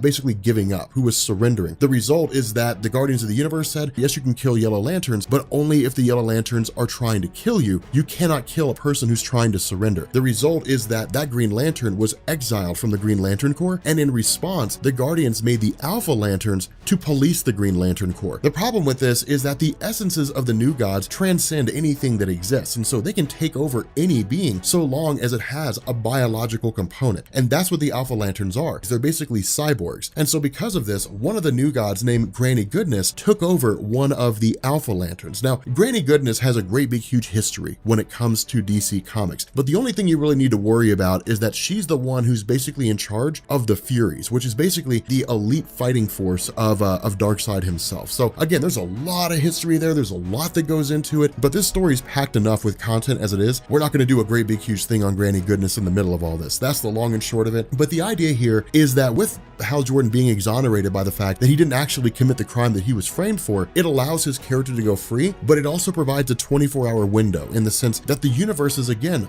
falling apart at the seams. And so with Hal Jordan basically coming back, with Superman off doing his own thing, Batman off doing his own thing, and Darkseid officially risen to power, basically becoming the character that we are the most familiar with, what this does is it shifts to Renee Montoya. Now, in the last video, I think I had made a statement that Renee Montoya's girlfriend had died. It was actually her partner that had died, so that was my mistake. But the result is that with Renee Montoya at the current moment, she's actually going to serve as an avatar of sorts. What ends up happening is she's basically grabbed by Checkmate, one of the few groups that exist around the world that are trying to stop the entire, collapse of the universe. They're doing a litany of different things. They're trying to get a hold of the Spectre, who's basically the representation of God's vengeance. They're trying to reach out to other universes. I mean, they're literally doing everything they can to try to find a way to stop this whole thing. And the idea is that Renee Montoya is basically going to serve as this avatar in the sense that she is going to be a person that's literally going to travel through the multiverse itself and basically just try to grab various superheroes that can come together in an effort to basically stop Darkseid, or at the very least, she's going to serve the point of trying to find another inhabitable universe, I think is the initial place. The way it ends up turning out is because Darkseid ends up getting defeated or ends up being defeated, she ends up grabbing all these Supermen together, and that it goes into the final villain of the actual Final Crisis story. But the whole idea here is that picking back up with Hal Jordan and John Stewart and Guy Gardner and a lot of these Green Lanterns who were traveling to Earth in the intention of saving it, the skewed nature of space itself means the closer they try to get to Earth, the further away it is. So they can never actually get there. It's like where you're running down an endless hallway and the door keeps moving back with every step you take. The other half of this is that with Darkseid officially risen, this begins the process of moving things in the direction of joining with how we saw events turn out a month into the future, in the sense that Darkseid basically begins gathering all the humans around Earth, all 3 billion of them who are under his control, and begins moving them in the direction of capturing Earth, essentially. Now, what this does is it jumps into what Superman's doing in the 31st century. Now, it comes across with him meeting with a character named Brainiac 5. And again, Brainiac 5 has been around for a long time. The Legion of Superheroes had been around for a very, very long time.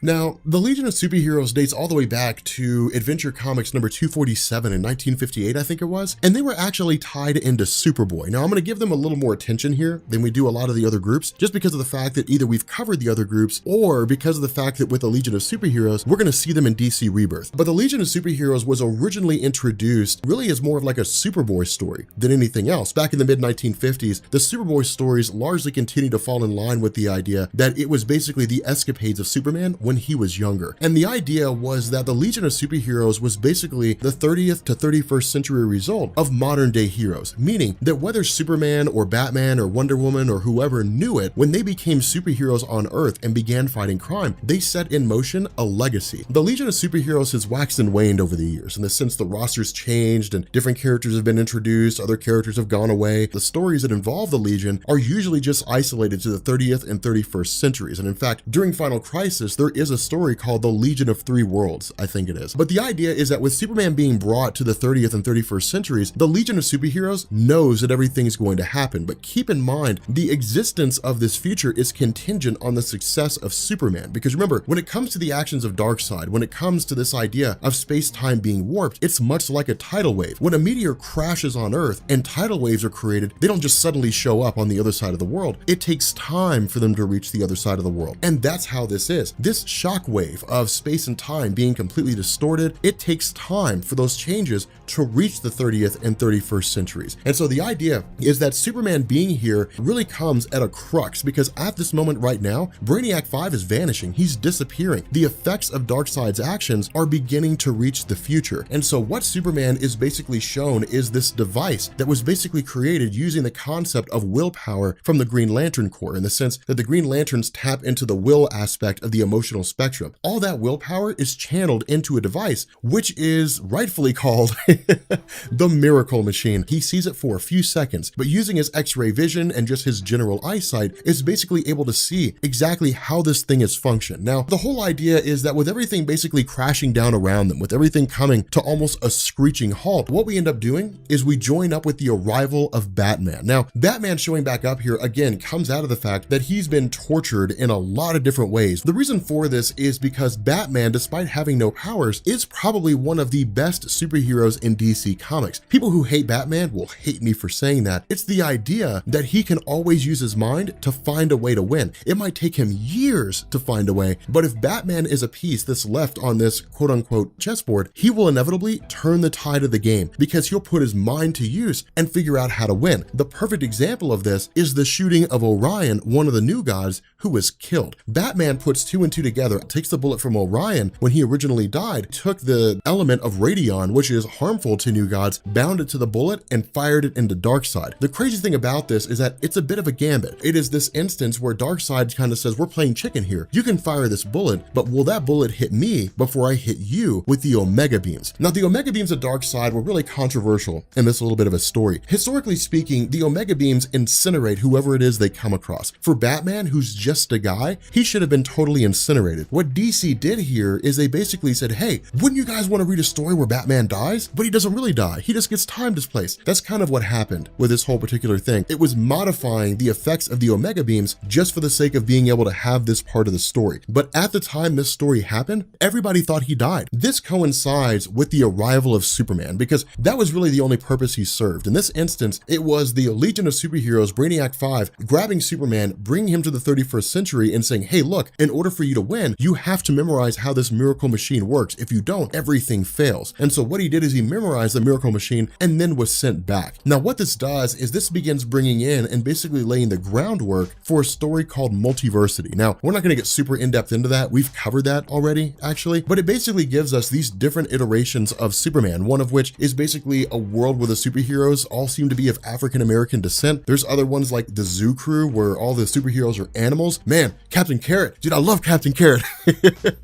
Captain Carrot's a super bunny. Any alternate version of Superman that you could ever imagine is basically here, but there's only 52 of them because there's only 52 Earths in the multiverse. And so again, it's kind of cool in terms of how this happens. But the idea is that they are all basically being brought together by Renee Montoya herself, you know, who's basically going through and gathering all these different characters. What this also does is this coincides with the destruction of Darkseid. And this happens by way of Wally West and Barry Allen racing in. Now, they are basically running at the speed of light. Nobody around them's really moving. Everybody's just kind of sitting there. Now, as they begin to get to where Darkseid is and they start to slow down a little bit, that's when we start to get into the idea of characters basically talking, of Superman recognizing that Barry Allen is there, his words reaching them. But keep in mind, they're traveling faster than his words can come out. So basically, by the time they get to Darkseid, Superman's already said his phrase. But the idea is that with the Black Racer coming in, it basically says, I come to all, even you. And so this is basically the Black Racer saying, everybody falls to me. Everybody is going to basically die at my hand. If you are dead and you are somehow walking around, I will take you back to the realm of the dead. But with the defeat of Darkseid, the question now becomes, how does everything get set back to normal? How do things get restored to the way that they're supposed to be? And so what ends up happening is this massive undertaking. There's a couple things that go on here. The first is that one of the things that we hadn't quite talked about yet was a character by the name of Shiloh Norman. Now, I do not know how to reconcile Shiloh Norman and Scott Free. Shiloh Norman and Scott Free have both played the role of Mr. Miracle. At this point in DC's continuity, Shiloh Norman is Mr. Miracle. The idea is that he was a protege of Scott Free, but I don't know how to reconcile those two things, meaning I don't know where Scott Free is.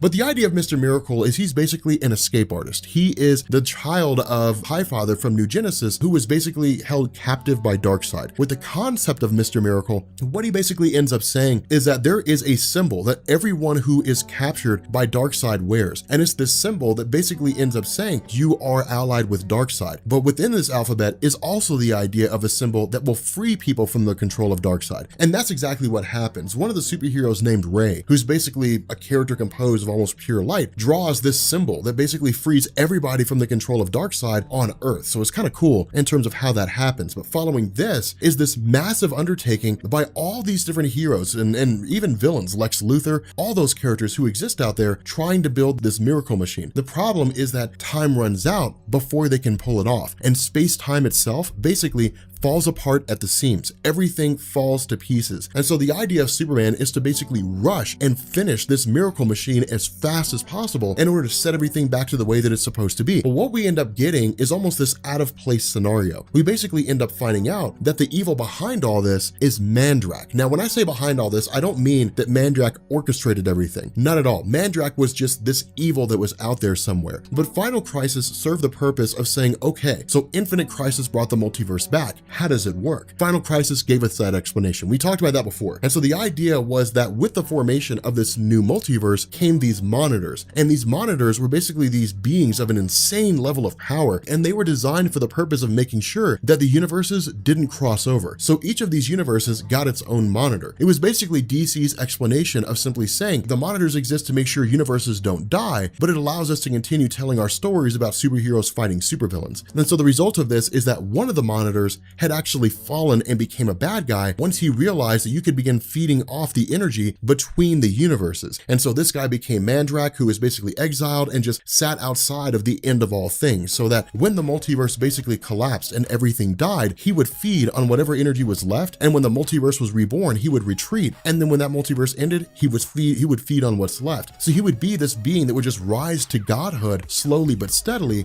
and be virtually unstoppable. The issue with this is that the son of Mandrak, who had basically taken over his father's role, was a character named Nix Yotan. And Nix Yotan's story really fed into the lead up to Final Crisis, in the sense that the universe he was supposed to be monitoring was totally obliterated through a combination of the actions of Superboy Prime and then another villain, I can't remember his name. But the fact remains that Nix Yotan was basically exiled and stripped of his powers. But with space-time fracturing and with things just kind of out there in limbo, Nix Yotan's powers returned. And so what ended up happening is that when Renee Montoya showed back up with all these different versions of Superman, that this basically led into to Nix Yotan grabbing all these other superheroes as well. You end up seeing him basically showing up, and then you see like the Green Lantern showing up, and you see like the Zoo Crew showing up, because what we're talking about is Mandrak being almost God in terms of all the power that he has. He seems to be almost unstoppable. The other half of this is that where the Green Lanterns couldn't reach Earth in the time when Darkseid was ruling it and space-time was being distorted, because of the fact that all of reality has completely shattered, they're protected from that destruction. They're there, but they're basically just kind of in this giant void. And so they're just traveling to where it is that Superman's at, being brought there by Nix Yotan and everybody else. And so what ends up happening is all these forces of the Green Lanterns and Superman and all these guys end up destroying Mandrak. But it's kind of disappointing because he shows up for like 4 panels and then he's dead.